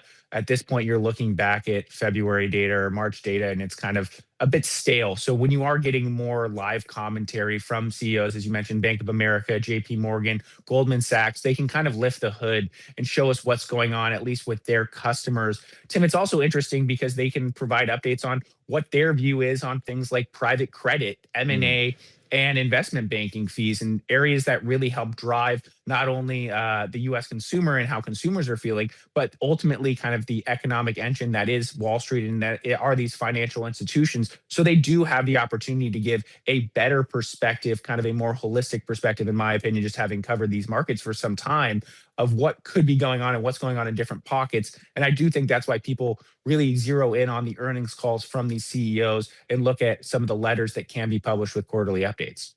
I want to ask you about the CPI. We got the March numbers yesterday, and it's showing nearly 1% increase from February, due, of course, to the war and rising energy costs. When I was on your show, a month ago or so, those numbers, the CPI had started to go down fractionally for the first time. Now, like, we're having a reverse of that. How long do you think it's going to take from these prices, which were still kind of at inflated levels, to start to come down, if they come down in the near future at all? It's the big drivers, and the big driver with this print was energy costs. And we spoke to some folks over the last few days, and they were like, well, if you walk outside and look at your local gas station, prices are up $1 or more, depending where you are in America. And so that's really what we saw with this CPI print. And there still is a lot of debate about the ultimate path to the Fed's 2% target, how long it can take to get there. Is it going to take much longer than either initially expected or hoped for? And to your point, it's a lot of uncertainty. It is pretty much completely predicated on what goes on in Iran, because the longer that crisis, the longer that war drags on, the knock-on effects can become greater and can reach further. And that ultimately is the big uncertainty and the big question for folks like central bankers who are trying to build forecasts, when you kind of have to put your finger in the air and just guess if you're trying to tease out or game out when this conflict and war will end, and how quickly the ecosystem and how quickly the entire oil market can get back to where it was, call it late February. Well, we talked about the stock market, the oil market, the bond market. You cover IPOs as well, so I want to talk about the IPO market and to what extent, Bailey, just very briefly, the disruptions that we've seen in energy and in the markets, does that affect how quickly, or plans for companies that are sitting on the sidelines right now to IPO, to go public? So we saw really a pretty sharp drop off in March, understandably, but we do have a big week ahead. We have Madison Air, which works in the ventilation space. They're looking to raise more than $2 billion. Arctic, which is in the kind of component space, aerospace space, looking to raise more than $1 billion. So we are seeing activity. It will be a critical week this week on how some of these bigger deals price and trade. We had a number of companies file publicly on Friday. So everything's shaping up, but all eyes still are on June when we expect SpaceX to go public. Okay, I'm glad you ended with SpaceX, because that's where we want to end too. Ticker SPCX, we think it's going to be? That's a lot of speculation. Things are unproven. Things are unproven. It's a lot of game theory there. Okay, so maybe it goes to the highest bidder, SPCX. If you maybe you can go out and bid for the ticker. I will bid $5. All right, Bailey Lipshill, thank you so much for coming in, even remotely on a Saturday. Before we go to break, we do have a headline crossing the terminal. Iran's Fars news agency, that's a semi-official government outlet, is saying that the negotiations have started in Islamabad. So that's a headline crossing the terminal. We will have more on that when we return shortly. Much more Bloomberg This Weekend is straight ahead.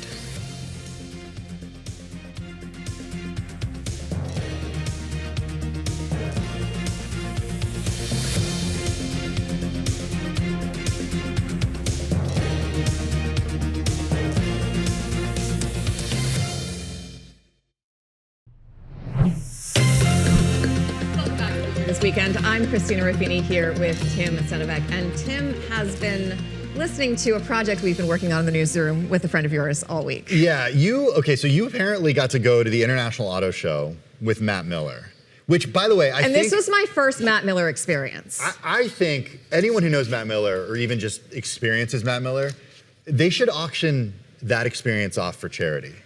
Being able to walk the floor with a guy who's that passionate about cars, knows that much about cars, knows all these people, and is also just fun to hang out with. I mean, I knew him from around in the newsroom, and I knew he did cars, but his depth of knowledge was insane. It was like having a walking encyclopedia mixed with like a really excited child in a toy store. And to your point, he knew every car, he knew every person, he knew every spec. And how many of these has he driven, or the earlier versions of these? His driveway always has 2 brand new cars that he's driving, for 1 or 2 weeks at a time. Yeah, he was demoing one. He drove us over there in this big Kia SUV that he was testing out, and then a couple of these he'd driven, and a couple of them he doesn't fit in well, including the one we started with, and that's the Nissan Z Roadster. Take a look. So I actually know this car because when I was a 16-year-old. Somebody in my neighborhood had this car, and it was the coolest car. I didn't know they brought this back. Yeah, they brought it back. I think it is a fantastic car. For the money, also, it's actually affordable. Really? And it's one of the few sports cars that you can still get with 3 pedals. It's got a stick shift. You sit in the driver's seat because I'm a little bit too tall for this car. I don't fit in it very well. Really? Yeah. So you couldn't own one of these? I couldn't. I mean, I test drove it for a week, and I had an absolute blast. Have you considered taking off the hat, and then maybe you would fit a little better? I'll take off the hat to get in, but I'm just saying, it's a little cramped if you're 6'3", and look at this. Are sports cars not manuals anymore? Most aren't. The problem is car makers that offered a manual and an automatic transmission found that the automatic transmissions were selling much more, and kids these days just can't drive stick shift. I can't drive a stick shift. That is something we have to remedy. Automakers are absolutely killing it on this because consumers always want the roof tent. Why do we want the roof tent? Because it's so cool, and it's like, I don't know, $3,000, maybe a little less, maybe a little more. And even if you're not going to use it, you're still going to buy it because you want the image of someone who has a roof tent. That's exactly it. I could be this person. All right, what else we got? Oh, we should look at the Mustang, actually. The amount of niceties and flirting I have done at rental desk counters to get a Mustang for an upgrade is a little embarrassing. And it makes sense. I mean, it's one of the most classic American cars. It's also really a dying breed because in the Mustang, you can get a V8, which is the most American of motors possible, and a stick shift. And there are almost no cars today, no manufacturers who offer a V8 with a stick shift anymore. They sell them for anywhere from, I think, probably $40,000 to start, and then you can buy them for $400,000 if you want one like this. Check this out. I don't know if we can get a shot of this. You can actually see the exposed suspension. If you look in the back window, you can see the Multimatic shocks. That's huge. What is that thing? That's an Expedition. $96,000 for this car. Oh, look at this Rolls-Royce Wraith. That is really, like I absolutely love it. That's the ultimate fastback. I love how big it is in the back. They're suicide doors. They're the only option. I think it looks like you took a car from Downton Abbey and just stretched it out. I don't mind that at all. I love Downton Abbey. What is this? This is one of the most powerful vehicles you can buy with money. It's not just a Corvette. It's a ZR1X, so it's over 1,000 horsepower, and I believe the X means it's a hybrid version of their twin turbocharged. Oh, interesting. How are the hybrids doing? They're selling really well, and everybody's really pivoting to build more hybrids. In this case, from full electric? Away from full electric, yeah. They're leaning into hybrids because that's what consumers want. In this case, it's for performance benefits, not for green benefits. Plus, they're going to make an 8-liter diesel. You're aggressively excited about this. You always need more power. Race car drivers, they're getting younger and younger. It's a great truck. This is the ZR2 with the Multimatic suspension. Got this fantastic tailgate. I mean, listen, I'm a Colorado girl. I love a good tailgate. These tailgate systems are so advanced. And everybody's trying to do a special one, but I think Chevy does it best. That one's cool. I like that one. So Koenigsegg, they're super popular here in the US. And what does that mean popular? Like you sold 10 of them? We only built a total of 125 in the world. Wow. And I think it's going to end up maybe 25 here in the US in total. And how much are they? Between $3 to $5 million. That would explain why there's only 25 of them. We've been playing a fun game, which is, can Matt Miller fit in the fancy car? Do we think Matt can fit in the fancy car? Yeah, well, of course. Swedish people are tall. That's probably not a problem. And the best thing is, not all employees of a car company get the logo tattooed on their heads, but I'm trying to visit every car that has a stick shift. In this entire show, we've only seen 3 cars that can be bought with a manual transmission. The Nissan Z, the Mustang, and the Subaru BRZ. Have at it. We're never getting out of here. The Hyundai Boulder. Oh, this is so cool. Here's a Tahoe Z71. The Telluride is right here. Okay, so that's too big for me. Too much back end. I like a lot of junk in the trunk, you know? They're doing so well, Kia. See, this is the BMW 7 Series. Wait, Christina, I want to show you one thing on this. I want to just quickly look at this Mercedes over here. This is, like, if I had the money, honestly, one of my favorite sports cars. Really? It's the GT63 Coupe. $181,000. So, compared to some of our other cars, this is a bargain. What is this? The Ioniq 5, but this is like the performance version. You know what's cool about this? That I love? The seats move? Yes. No, not just that the seats move. I hate electric seats. I do too, actually. I like the bar that like slides back and forth. Exactly, because everybody's shorter than me, so everybody moves the seat forward. Then I have to use this electric thing, and it takes forever to move it back. But if you have this old school, I can just pull up, and it's lighter, and there's nothing to break. It's cheap to repair. Matt, why did I have to put my microphone back on?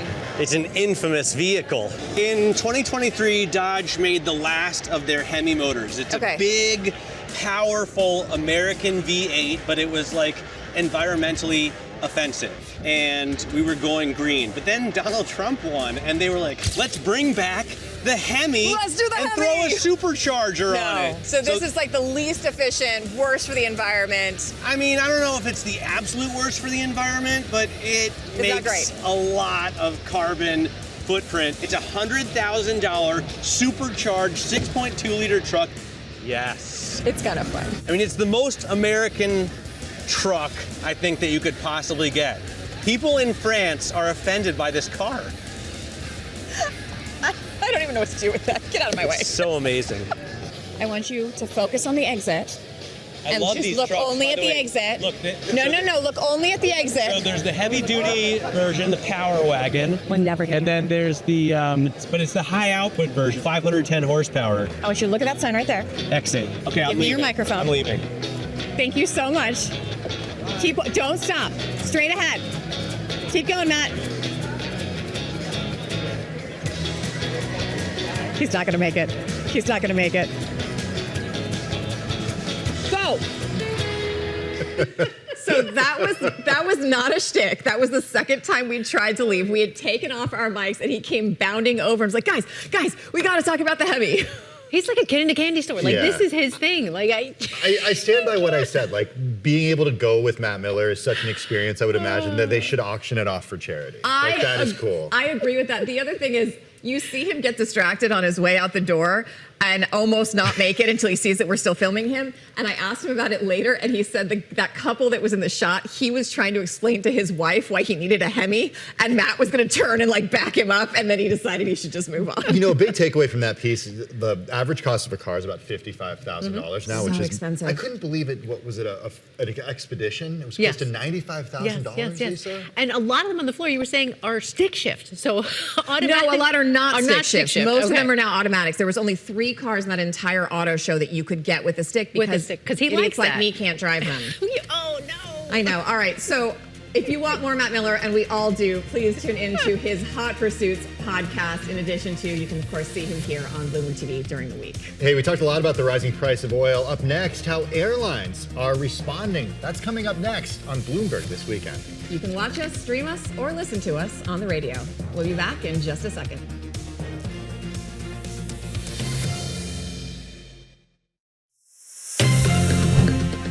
Welcome back to Bloomberg This Weekend. I'm Christina Ruffini. And I'm Tim Stenovec. What is going on with airlines? I don't know. It's The so prices? expensive, and I hate flying, and I always want to upgrade, and then I'm too cheap to do it. I do, for as much as I've traveled, I've been to 50 plus countries, I hate flying. I will do Okay. it, but I don't like it.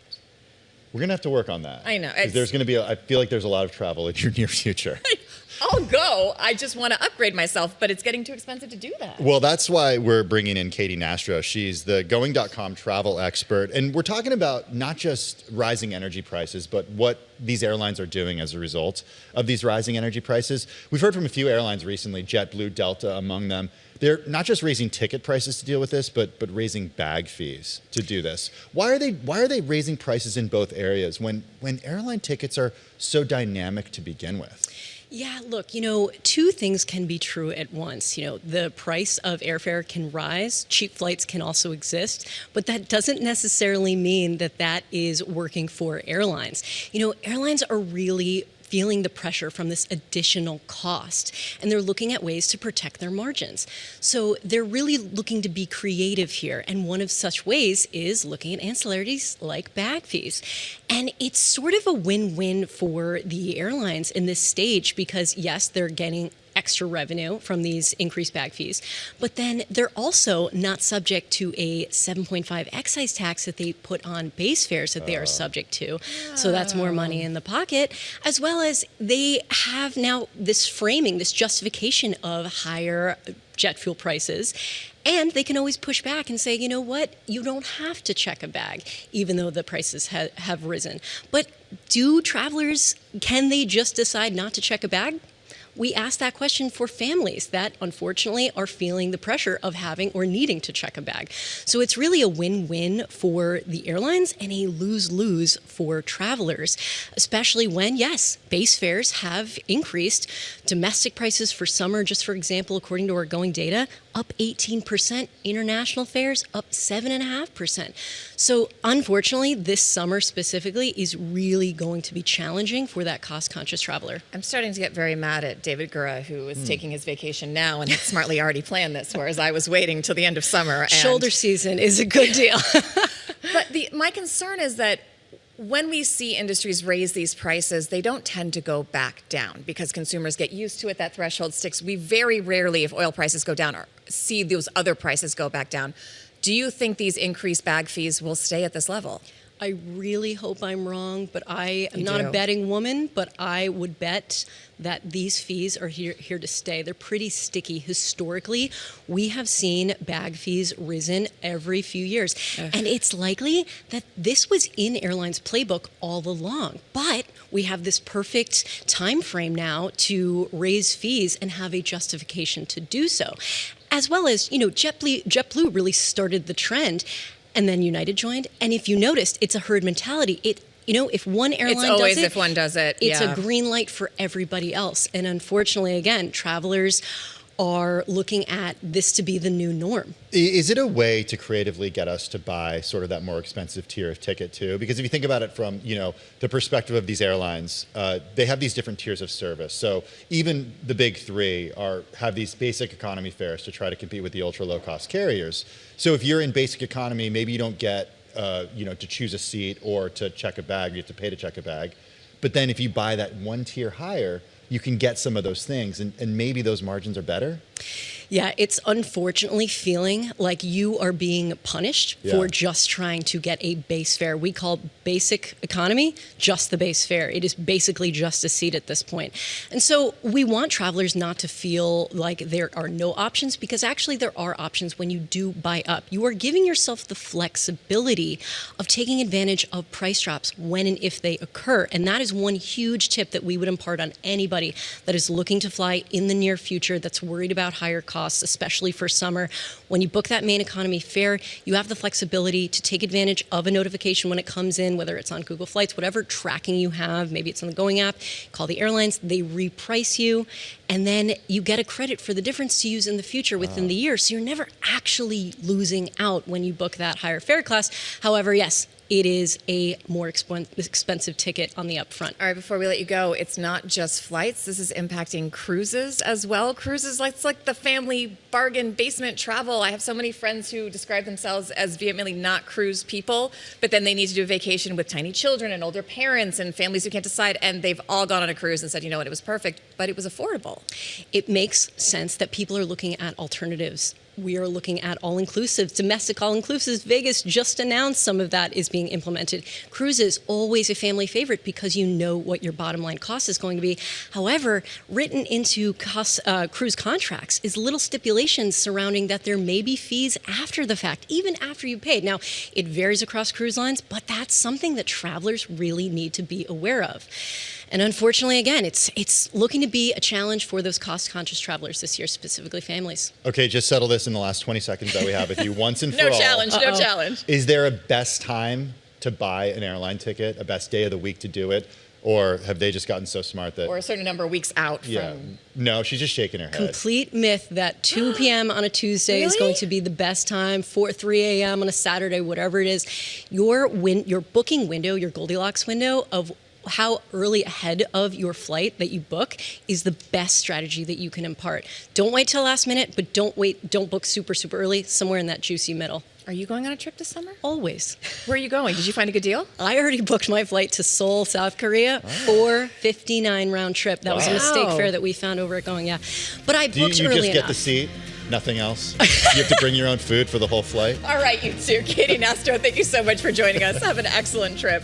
All right, we're coming up on 9 a.m. in New York. We're going to head back to some more serious news tracking those negotiations in Pakistan and the latest on those negotiations. The next hour of Bloomberg This Weekend starts right now. Stay with us.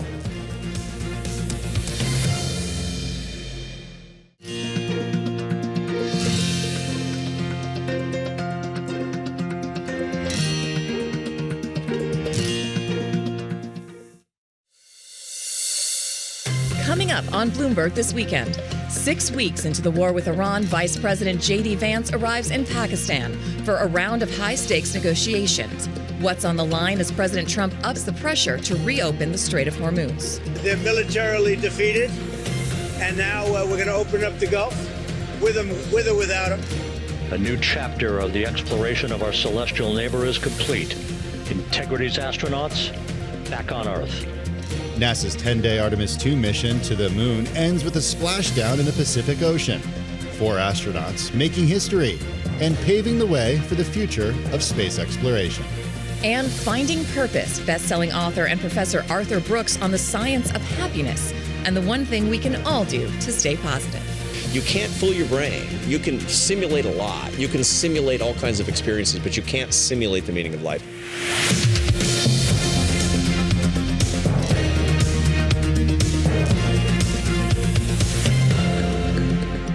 Welcome back to Bloomberg This Weekend, coming at you live from our global headquarters here in New York. I'm Christina Ruffini. And I'm Tim Stenevec in for David Gura along with Lisa Mateo. It is Saturday, April 11th. Our top story, and we're continuing to follow it. We're going to head to Pakistan in just a minute to get the latest, Christina, on these negotiations between the U.S. and Iran. That's right. We'll have some live reports from on the ground, but first we want to go to Lisa Mateo for the headlines. And let's bring you the latest on that. The U.S. and Iran peace talks, they have begun in Pakistan. That's according to Iran's semi-official Fars news agency.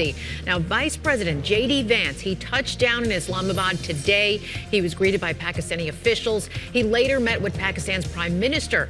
Now, Special Envoy to the Middle East, Steve Witkoff, is there as well, along with President Trump's son-in-law, Jared Kushner. It's not clear how long those talks will go on. Yesterday, Vance spoke with reporters outside of Air Force 2 and said he was looking forward to negotiations. We'll foresee, as the President of the United States said, if the Iranians are willing to negotiate in good faith, we're certainly willing to extend the open hand. If they're going to try to play us, then they're going to find that the negotiating team is not that receptive. Yesterday, President Trump said he had faith in Vance. Well, I wish him luck. He's got a big thing. We'll find out what's going on. They're militarily defeated, and now we're going to open up the Gulf with or without them. But that'll be open. We're going to be, or the Strait as they call it. Well, speaking of the Strait, there are tentative signs of movement. 2 Chinese super tankers loaded with crude appear to be transiting Hormuz hours after a Greek vessel moved through the waterway, but shipping still remains severely disrupted. Meanwhile, Israel continues to exchange fire with Hezbollah during its invasion of Lebanon. Well, NASA's Artemis crew of 4 astronauts back on Earth after splashing down in the Pacific Ocean last night. The 10-day mission, it sent the astronauts around the moon and broke human spaceflight distance records. NASA hopes to land the humans on the moon's surface as soon as 2028. NASA Administrator Jared Isaacman said it's a huge moment for everybody. Sending astronauts to the moon, bringing them back safely, and to set up for a series more. I mean, this is not a once in a lifetime, which you hear sometimes around here. It's like, this was a once in a lifetime. No, it's not. This is just the beginning. Yes, the beginning. On social media, President Trump said he looks forward to seeing the astronauts at the White House, adding that, quote, next step, Mars. And round 3 of the Masters, it continues today at Augusta National. Rory McIlroy stands at 12 under par, followed by Sam Burns, Patrick Reed at 6 under. Now, tee times, they begin just after 9:30 a.m. local time, so about a half hour from now. McIlroy tees off at 2:50 this afternoon. Christina and Tim. Thanks so much, Lisa. Tim, as you know, with any of these negotiations, it can be sometimes a little hard to know what's going on as it's happening. That's why we have a whole team there trying to sort this out. There are some reports coming in from Iranian state media that the U.S.-Iran peace talks have started in Pakistan. This comes as Axios is reporting several U.S. Navy ships have crossed the Strait of Hormuz today. We want to go back to Islamabad to join Bloomberg Pakistan Bureau Chief Fasi Mangi. Fasi, what are you hearing? Are these two talking to each other? Have they delivered talking points? Are they in the same room? What do we know? Thank you so much. So what we know for now is that, the Pakistan Prime Minister has had discussions separately with both J.D. Vance and the Iranian delegation. And now we're hearing from the Iranian media that talks have begun between the two countries after 6 weeks of conflict. So that is a positive sign, I would say. Yeah, no question that's a positive sign. But to Christina's point, what does actual progress look like here, Fasi? What could the U.S. walk away with and Iran walk away with at the end of this negotiation to say, okay, things are moving in the right direction? Well, what we understand from Pakistani officials is that Pakistani officials are very optimistic about a peace deal being agreed on in Islamabad. So that is the latest that we have from the Pakistani officials, that they are very optimistic that a peace deal will be achieved. And just another thing to point out is that this is in itself a diplomatic coup for Pakistan for holding these talks. A vice president from the United States is visiting for the first time in more than a decade. It's a very significant high-level visit.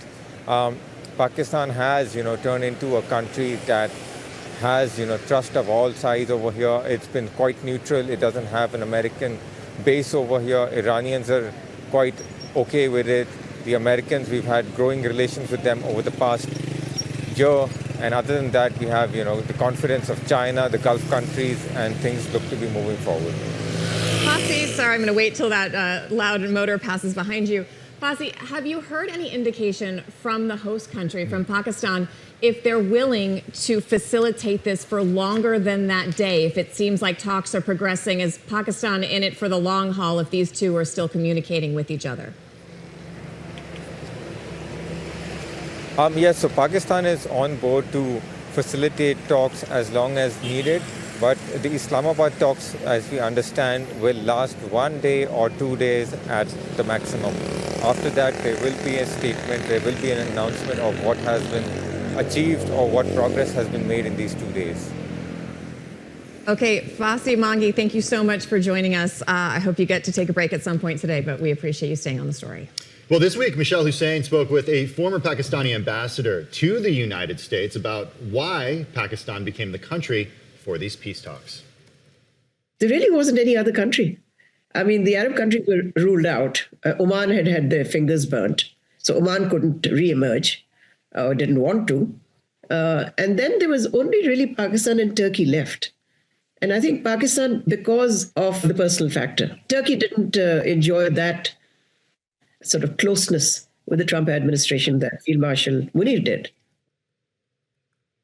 Well, joining us now is the Atlantic staff writer Vivian Salama, and back with us is Bloomberg's Israel bureau chief Ethan Bronner. Vivian, I want to just start with you and sort of pose the same question to you that I posed just now to Fossey in Islamabad, and that's about what success looks like here, and what we can really look at here in the U.S. and what the rest of the world can look at as meaningful progress toward the end of this war. What would that look like after these negotiations? Well, it depends who you ask, right? The U.S. has a different definition of what success looks like than the Iranians, which already kind of going into the talks does not bode that well. There's a lot of daylight between them on a number of issues, in particular one that was raised over the last 24 to 36 hours about whether or not Lebanon, Israel's bombardment of Lebanon should be included as a grander part of the ceasefire. The U.S. said that that was not the case, and Iran is insisting. So, whether or not they find some sort of agreement on that. And then obviously the big one, which is the Strait of Hormuz, who controls it, whether or not there's a toll, how many ships pass a day. All of that stuff has been hammered out in sort of preliminary proposals from both sides, but they had not reached an agreement leading up to this meeting. And I want to highlight that the fact that the vice president is there, obviously very significant for so many reasons. But typically, Christina and I have covered these high-level meetings often. And usually when you have someone like the vice president or the president attending, everything is a done deal, and they're just there to kind of give their blessings and move on. That is not the case here. They still have a lot of negotiating to do. And so the potential that the vice president walks away and there's still no deal is possible. But, he offered that cautiously optimistic tone. The Pakistanis are also giving us some cautiously optimistic feedback. And so we'll see how it goes. But 2 days is not a lot of time given the differences that they have walking into this negotiation today. And especially, as you mentioned, there have not been any working level meetings leading up to this. This is a very good point. Normally, the vice president kind of rolls in when everything's basically done but not announced to then say, look, we have this great deal. One of the things that seems like it maybe should have been talked about before these were announced and then has been a bit of a scramble, and Ethan, I want to talk to you, is Israel and the Lebanese front. Where do we stand on that? How have those talks been going? How much communication and pressure has the White House been putting on the Israelis to scale that back so that these talks can go forward? So like everything else in this conflict, this has been a massive mess and very, very difficult to sort out what actually was said and agreed. But what we understand is that when the president announced the ceasefire and told Prime Minister Netanyahu about it, the Israelis said this can't include Lebanon. And somehow it seems that the Americans said, that's right, it can't, even though the Pakistanis and the Iranians thought it did. And then the next day, Israel carried out one of its very biggest attacks in southern Lebanon and Beirut in a couple of years, at which point President Trump apparently did say, he told them, please hold back on that. I think low key was his phrase. And then the Israelis agreed to an offer from the Lebanese government to hold negotiations beginning on Tuesday in Washington, aimed at, in theory, some kind of peace deal, as well as some kind of perhaps relationship between the two countries, which doesn't exist. And that's partly because the current Lebanese government, like the United States and Israel, wants to see Hezbollah disarmed and defanged. It's just not capable of doing so. Israel has therefore been doing it on its own. That has caused an incredible amount of suffering. And the question is there some other way for this to happen? Hey, Ethan, I'm wondering about the uranium enrichment and this being a point. I think a lot of us are wondering about that. Because I just don't see, this has been an issue between the United States and Iran and the rest of the world, truly, for many, many years. And I'm wondering if Iran still thinks it has the right to enrich uranium, the United States does not think it has the right to enrich uranium. How do these two come to an agreement on that?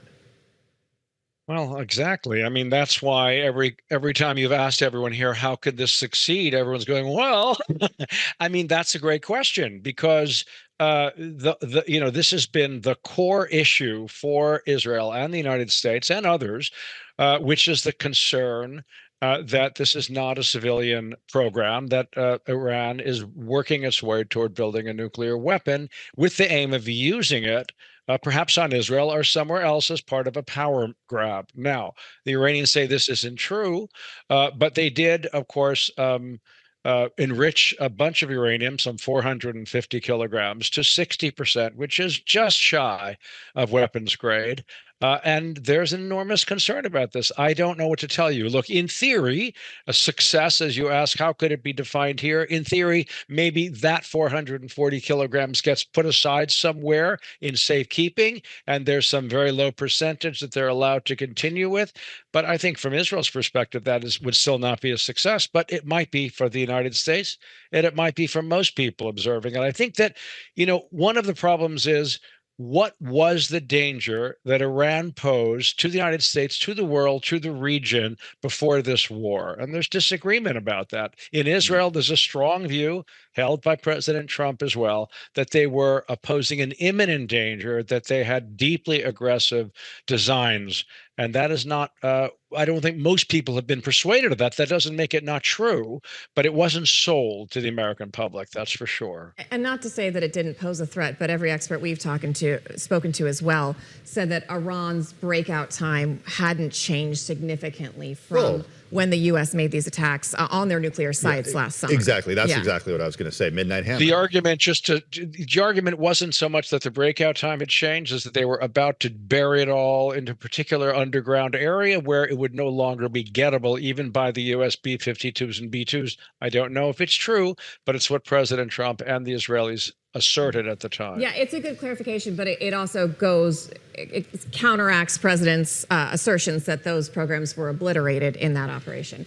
Vivian, we've also got some truth socialing by the President as we're on air. I don't know if you have that pulled up, but I'm going to read it to you.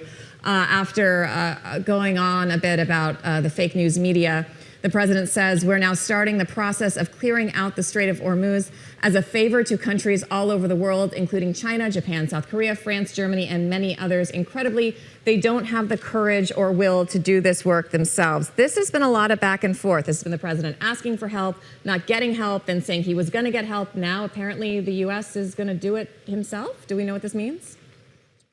No, and like you said, it just came out. And oftentimes, we need to go back to the White House to kind of get clarity on what the president is talking about. He's on his way to his golf course as we speak, so that's where that's the kind of coincides with that timing. But he has obviously been expressing deep frustration with NATO in particular, as well as other allies, Japan and others, on their hesitance to get involved in this war. NATO Secretary General Mark Rutte was at the White House this week trying to ease that tension. He came out saying, the president is clearly very frustrated with NATO because of its refusal to get more involved in helping to secure the safe passage through the Strait. I'm told through multiple sources that the president did not threaten to leave NATO, although he has kind of mused about it publicly. He hasn't kind of gone off the ledge on that yet, but he is deeply frustrated and believes that the U.S. does more. He constantly cites Ukraine as an example, more for Europe than it does for him. And right now he believes the U.S. he goes kind of back and forth between saying the U.S. was in a time of need to have allies assist, and then he insists also that the U.S. needs no help at all, and that the U.S. did a superior job on its own. So it's hard to tell kind of where he stands in that regard, but he's definitely frustrated.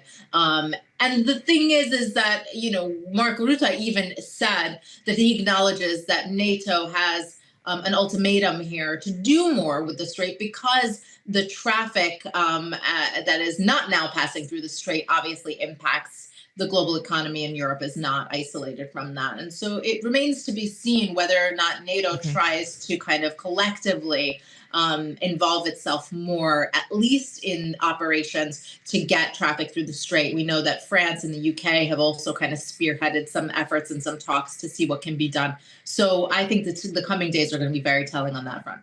All right, Vivian, Salama, I'm a little sad you and I are not in Pakistan standing in a hallway waiting for people to talk to us, but it's always nice to see you.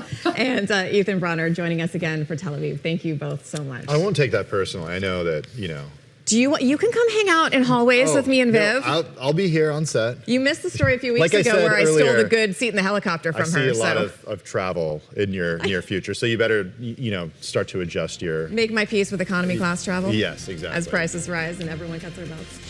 All right, coming up, NASA promises more to come now that 4 astronauts have safely splashed down in the Pacific on Friday, capping humanity's first return to the moon in more than 50 years. That is straight ahead on Bloomberg this weekend. Stick with us.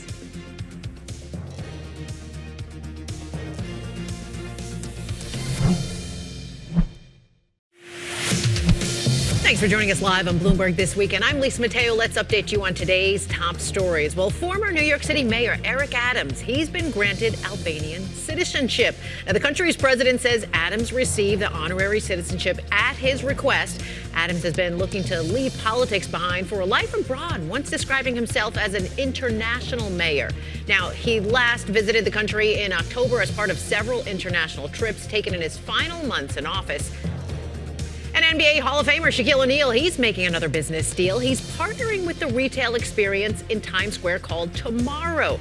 He spoke about it alongside its CEO on Bloomberg's The Close.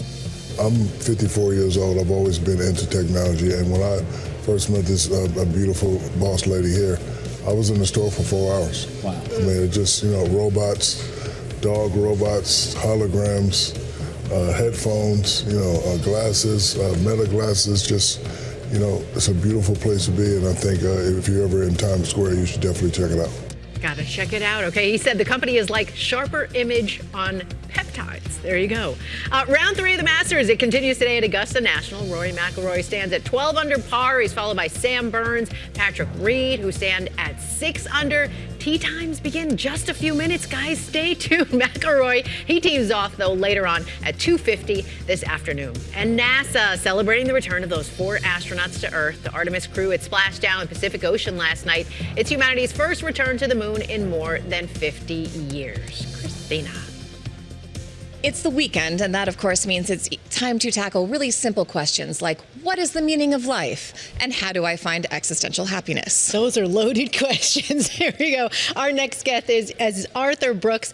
He's a Harvard professor. He's also a happiness expert, and he is the author of a new book. Yes, it is The Meaning of Your Life, Finding Purpose in an Age of Emptiness. That is a tough one in itself right there. Arthur, thanks for And Arthur joins us in the studio. Yeah, it's great to see you. Yeah, I got to start out with this because you talk to a lot of people. Right. So in this book, you kind of uncovered this similar theme on people who felt like they were stuck in this simulation. Yeah. So there was a quote in there. I want to read it to you. Life felt unreal, full of false rewards, empty accomplishments, therapeutic talk, fake experiences, all curated to pass the time as painlessly as possible. I mean, does life feel like this for so many people? Really a lot, especially for young adults. I teach graduate students at the Harvard Business School, and a lot of people who watch us here in Bloomberg, they went to the Harvard Business School, and they have an experience. They remember their time as one of real life and real relationships, and a lot of our students today are not having that experience, and the reason is because their lives are mediated by technology. When you put technology between you and the rest of the world, what happens is you get a simulated life. What I show in this book, what I show in this research is that simulation. You wake up and you look at your phone and you scroll while you eat breakfast. You go to work on Zoom, you date online, you game after work, whatever it happens to be.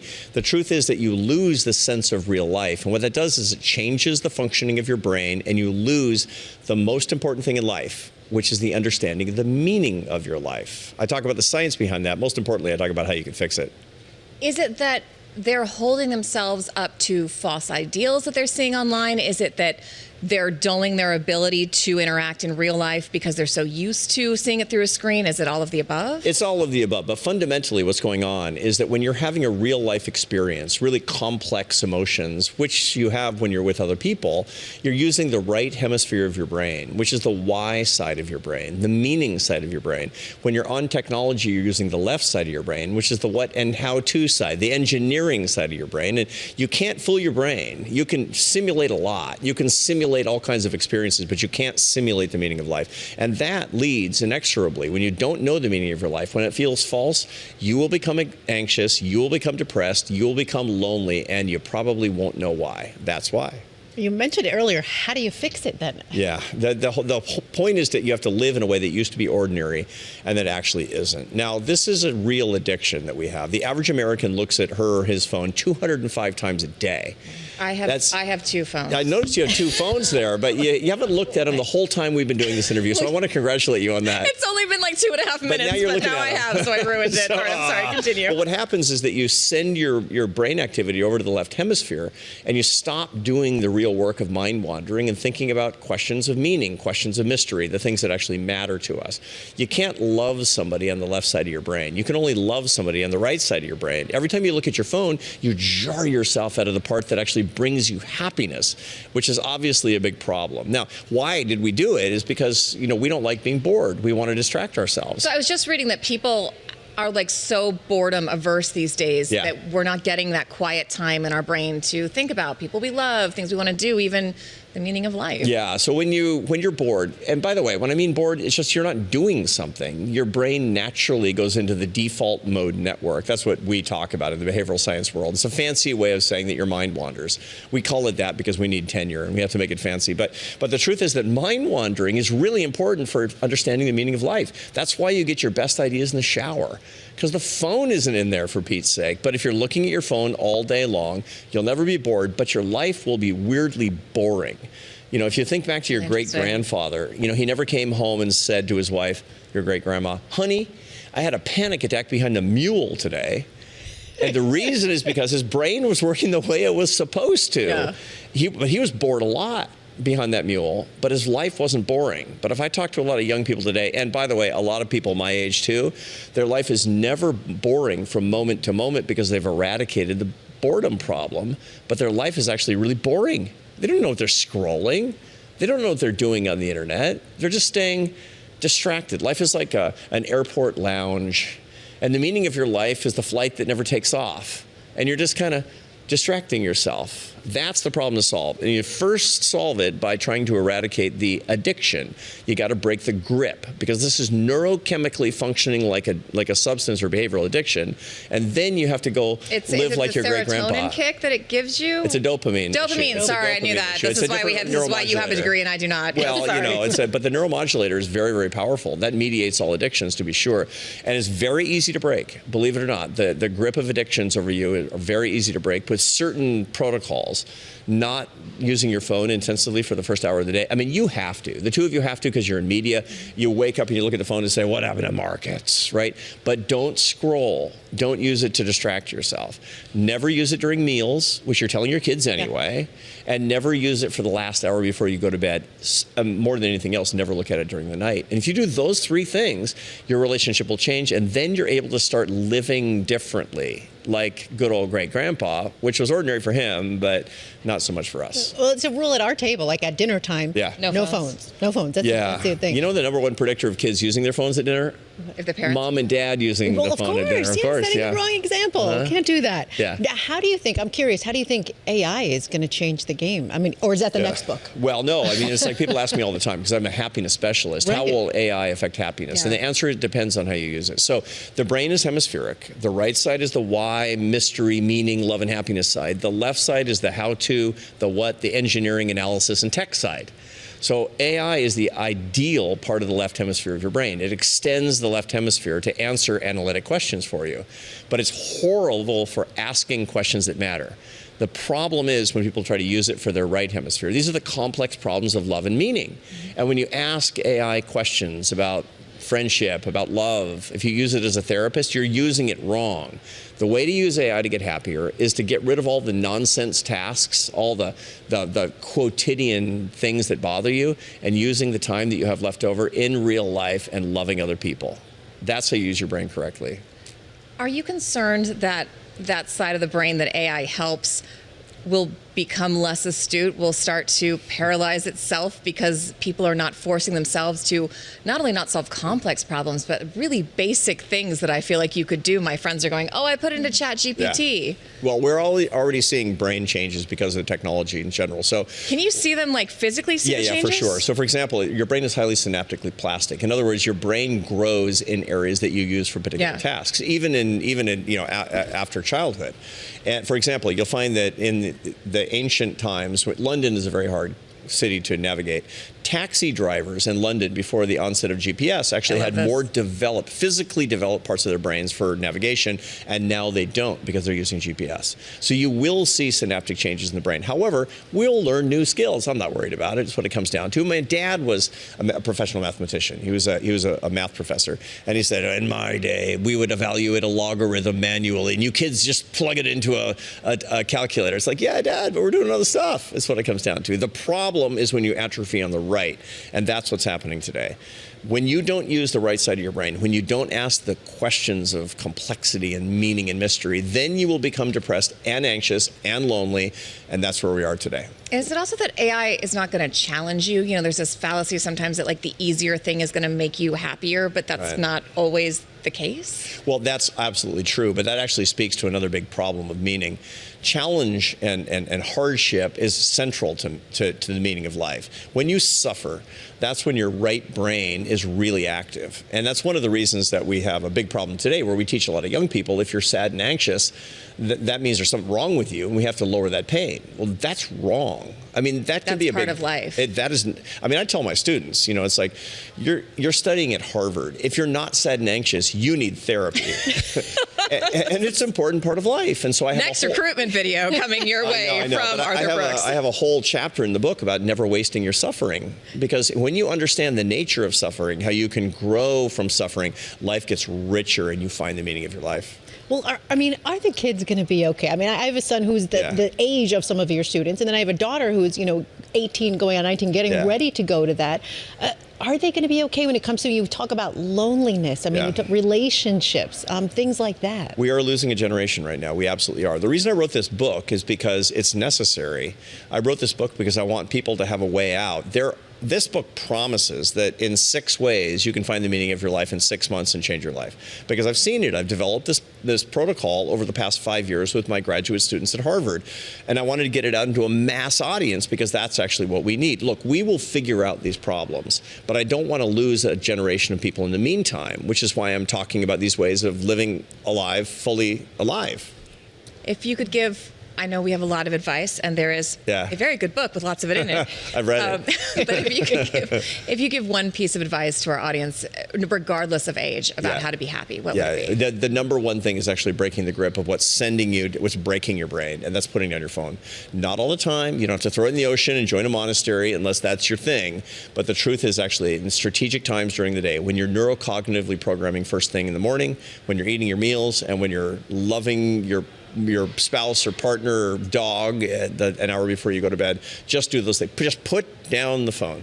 My dog hates my phone. He actually hits it with his paws. Oh, yeah. No. They know because they have a very developed... No, he hits it with his paws. They have a very developed limbic system. They've developed emotionally in parallel with us. Your dog knows you. I love that. All right. Arthur Brooks, thank you so much. The book is The Meaning of Your Life, in stores now? It is. In stores now. Thank you for coming in. Thanks for having me. Lisa, I was thinking about this interview last night because I was on the couch on my phone like this, and the dog once again came in and just stood right in between me and the phone. Wants your attention.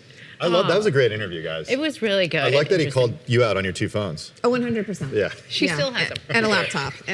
You can never have too many phones. But no, you do have to put them down. And on my days off, I go with one phone. I feel like you're good at this stuff. I do. If I put it away, I put it away. Yeah. And sometimes it's just too much of a headache and I don't want to be bothered. I'm sorry. No, that's good. That's happiness. That is happiness. Saving your sanity. All right, coming up, the Artemis 2 moon mission. It's a wrap. So what's next for the future of space travel? Bloomberg Tech's Ed Ludlow joins us after the break. That's coming up on Bloomberg this weekend.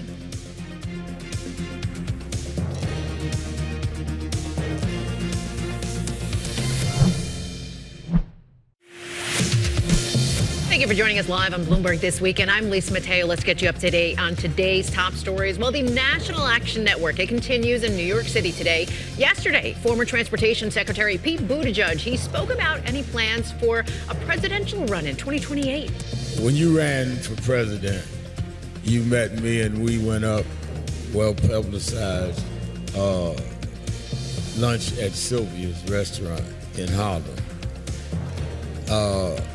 Just so my calendar is clear, should I be reserving a table at Sylvia's? Are you gonna run again? You save me a seat, I'll be there. There you go. Now, Reverend Sharpton, he also asked former Vice President Kamala Harris the same questions. She said she would consider it. Well, Wall Street banks, they are starting to test Anthropic's latest model internally. Sources tell Bloomberg JP Morgan Chase is part of the initiative, but other major financial institutions like Goldman Sachs, Citigroup, Bank of America, and Morgan Stanley, they're also testing the technology internally. Now, U.S. Treasury Secretary Scott Bessent, Federal Reserve Chair Jay Powell, they've encouraged banks to use the model to improve their defenses, warning them to take it seriously. And the third round of the 90th Masters tournament at Augusta National underway. Rory McIlroy, he enters with a 6-shot lead. That's the largest in the tournament's history.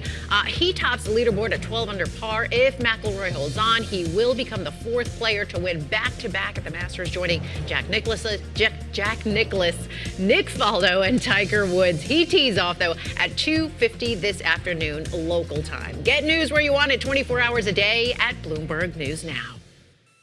Houston Integrity, Splashdown, sending post-landing command now. Splashdown confirmed. Copy Splashdown, waiting on VLDR. Splashdown confirmed at 7:07 p.m. Central Time, 5:07 p.m. Pacific Time. From the pages of Jules Verne to a modern-day mission to the moon, a new chapter of the exploration of our celestial neighbor is complete. Integrity's astronauts back on Earth. You can watch that many times and it'll give me chills every single time. NASA's Artemis 2, of course, that mission making its historic and triumphant return to Earth last night after surpassing Apollo 13's distance from Earth, 252,760 miles on their mission around the moon. Really big number. All right, joining us now, Bloomberg Tech co-host Ed Ludlow. Ed, I have a really dumb question that I've been waiting all day to ask you. All of this technology, all of this new stuff for this mission, this is still how we're returning from space? Is there really just no better way to do this? Tried and true, it works, we're sticking with it? Yeah, just good old-fashioned rocket science, right? The flat-bottom capsule. It's a really good point. Like, I think to a lot of people, the millions and millions of people watching around the world yesterday evening, the thing that all of us in industry, and I did the Splashdown show with Bloomberg's Lauren Grush, who leads our space coverage at Bloomberg, but also has this like deep family connection to NASA and history of NASA, and then Laurie Leshin, who used to lead NASA's propulsion lab. So we did this show, and the thing that both of them are super clear on is that you're trying to enter Earth's atmosphere at 400,000 feet altitude, traveling at 25,000 miles per hour. It just seems insane, but just hitting a wall of air on that flat bottom and the heat shield and the need for the heat shield to hold up, that is the best way to do it at this moment in time. I'm glad you mentioned the heat shield because there were a lot of questions going into this re-entry, Ed, yesterday about the durability of the heat shield after what happened with Artemis 1 a couple of years ago. At this point, do we have any close-up images of how the heat shield withstood this sort of different re-entry that was for a less of a period of time, but still really challenge the materials? So the answer, frankly, is no. The recovery has taken place, and what happens is that the Orion spacecraft gets taken actually to Kennedy Space Center, and then all of that analysis done with particular focus on the heat shield. There is going to have been some breakup, some material, removal from the heat shield. That's what it's designed to do. That's what it's designed to do. The issue was in Artemis 1, which was an uncrewed mission, that it broke up in ways that they didn't expect. The material itself behaved in ways that they didn't expect. But actually the fix for this, I mean, it's academic now, right? Because the 4 astronauts are safe. They're safe guys. They made it and successful end-to-end mission. But how they ensured that was to actually change the angle that the Orion spacecraft integrity entered Earth's atmosphere, the re-entry phase, rather than actually make any material changes or design changes to the shield itself. You are such a space nerd. Why did you know that? Well, we talked to Ed a lot. Yeah, come on. Ed, one thing that I noticed yesterday, for all the success that this mission had, there was this kind of hiccup in terms of communication when the Orion capsule splashed down yesterday. What happened? They were like, somebody asked, "Are you sure you're pressing the right button?" Essentially, press the PTT, the push to talk button. It was almost like it was going too smoothly. They needed a moment of drama to make us all panic. Yeah. I mean, so I guess in a sequence that's 13 minutes, it's about 13 minutes from the re-entry interface, the moment that the capsule kind of orients back into Earth's atmosphere and splashdown. Of all of the things that can happen post splashdown, the talkback being a sort of a comical, light-hearted moment, it's not really a big deal. Because bear in mind that at that 400,000 feet altitude and at speed 25,000 miles, plasma encases the capsule, right? From sheer heat, 3,000 degrees Celsius, 5,000 Fahrenheit. So for 6 minutes, there's no way for the crew, the astronauts, to speak to Houston, and there's no way for Houston to speak to them. That's really scary. So NASA, I think in the presser, in the debrief, it came up, but I think that was just giddiness and human euphoria, having pulled off quite a feat of space travel. So we've talked before about the commercial aspect of this and the growth of the commercial space industry and what that means for NASA and these programs. And there's a story that just hit the terminal this morning talking about Boeing's moon rocket faces an uncertain future under Trump, and the fact that despite this success, the Trump administration is looking to competitors for a possible replacement. What does that mean for you, and how could this impact future missions? Yeah, so there are future missions, and what NASA has said officially is that they are committed to SLS, Space Launch System, the rockety bit developed by Boeing, until at least Artemis 5. However, Lauren Grush and I broke a story a few weeks ago that how can I put it? It ruffled some feathers because NASA hadn't yet communicated how they wanted to take the project forward to the parties involved. And what we reported was there are two proposals on the table, one from SpaceX and one from Blue Origin, that would change the mechanism for humans landing on the moon, essentially. Okay. And in one of the mechanisms, Orion, the spacecraft, would dock with Starship, SpaceX's rocket, in low Earth orbit. And then I'm using my hands. I hope that's okay for Bloomberg this weekend. But Orion would merge with Starship nose to nose, and Starship would push it to the moon. And then there are various proposals on the table to land down on the moon's surface. But that cuts out SLS. Even if SLS is the vehicle that would take Orion to low Earth orbit. But also Starship's massively unproven, right? It's never had done a human space flight. They basically have 2 years, less than 2 years, to prove this thing can work without blowing up. So there's a lot there. But this was a huge success, end-to-end human deep space mission, but it's had problems. It's way over budget and it's way behind on its timeline. And it's important to restate that now that everyone's safe. So Ed, just about 40 seconds left on this. Next steps on building that base on the moon and then ultimately getting to Mars, at least for NASA and Jared Isaacman, what does it mean? Yeah, there's two tracks in parallel. On an ongoing basis, many more missions to the moon, which is why SpaceX might come in, because they can launch more regularly at lower cost, to put robots and hardware on the moon. No humans, but just flood the moon's surface to start building up this base. 2028, that's the earliest that NASA thinks it will get humans to land on the moon. And so there's lots of steps. Artemis 3 as a mission is a demonstration of how those different technology providers would interact with each other in orbit, some of what I just described. Okay. So there is a timeline over the next 2 years where we'll see many more launches with the target of having NASA astronauts and humans back on the moon's surface 2028. All right, Ed Ludlow, Bloomberg Tech co-host. Ed, thanks for staying on top of all this throughout this. And coming up next, it is Pointed, the weekly news quiz, where we see if Tim can finally beat me, because no one else has. We'll be right back. No pressure.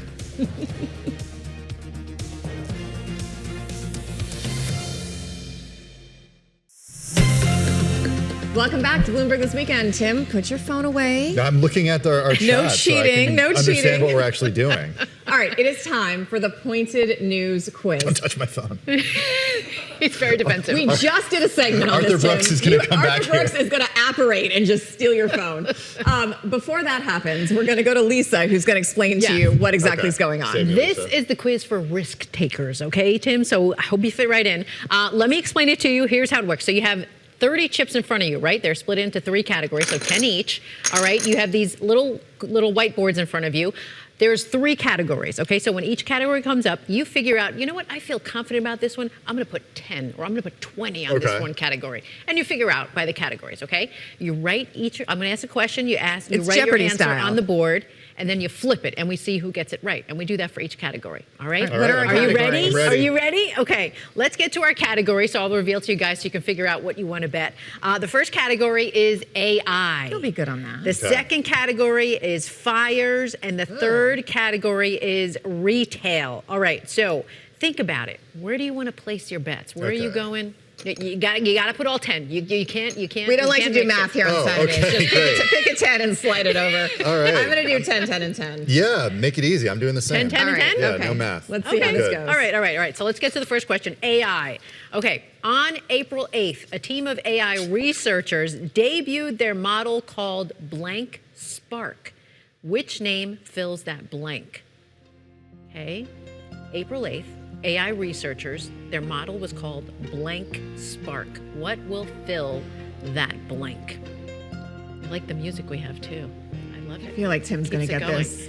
I think he's erasing. Oh, there he we have a radio goes. audience. Ready. Oh, yeah, I'm supposed to talk. Okay. Here we go. Okay, flip it. What do you got, Tim? Meta. No, and you have Quantum. No, the answer is Muse. Muse. Actually. Okay. Muse. Okay. Codenamed avocado. Yes, you're correct. Do I get any partial But you credit? get no points for that. Okay, so here's what happens, okay? Wait, I saw you write avocado, and I was so confused. I wrote avocado because that was internally what it was correct. called. See, you should have committed. So I would have it was argued for half a internally. point on So that. does Lisa get all our chips? Yeah, So Lisa gets I get both the of our 10, chips. okay? Hand This is them like over. cashing these into I bear get Personally, I these. think I should get partial credit, but that's okay. Nope, Had you you- erased it, and that's what happens. Don't second guess Had you yourself. left it on, I would have agreed with you, but negative Ghost Rider. But it actually comes from, yes, Meta CEO Mark Zuckerberg's new Meta Superintelligence Labs. That was the first kind of AI model of it. All right, let's go to fires, okay? I don't know All what right. this is gonna be. I know, very strange topic, but here we go. A suspect was arrested after a fire at a toilet paper warehouse. Which company leased that facility? Toilet paper. There's your clue there. Toilet paper warehouse. Okay. Which company leased that facility? All right, flip it, guys. What do you got? Kimberly Clark, yes, Tim, and you have Charmin. Oh, Kimberly Clark is the one. All right. Tim. What's gonna happen Yes. here? They make Kleenex, Scott, and Cottonelle. Okay. There you go. Oh, so yeah, Tim. okay. So what do all I do with right. my chips? So no, you hold on I to keep them. them, You okay. get to All right. hoard them, All right, and, so you and, keep 'em. hold them over me. With But it's your this last superior category knowledge. that could do it. Okay, we'll go to retail. All right. Come on, shopping. Hobonichi's Oh, Teco. no.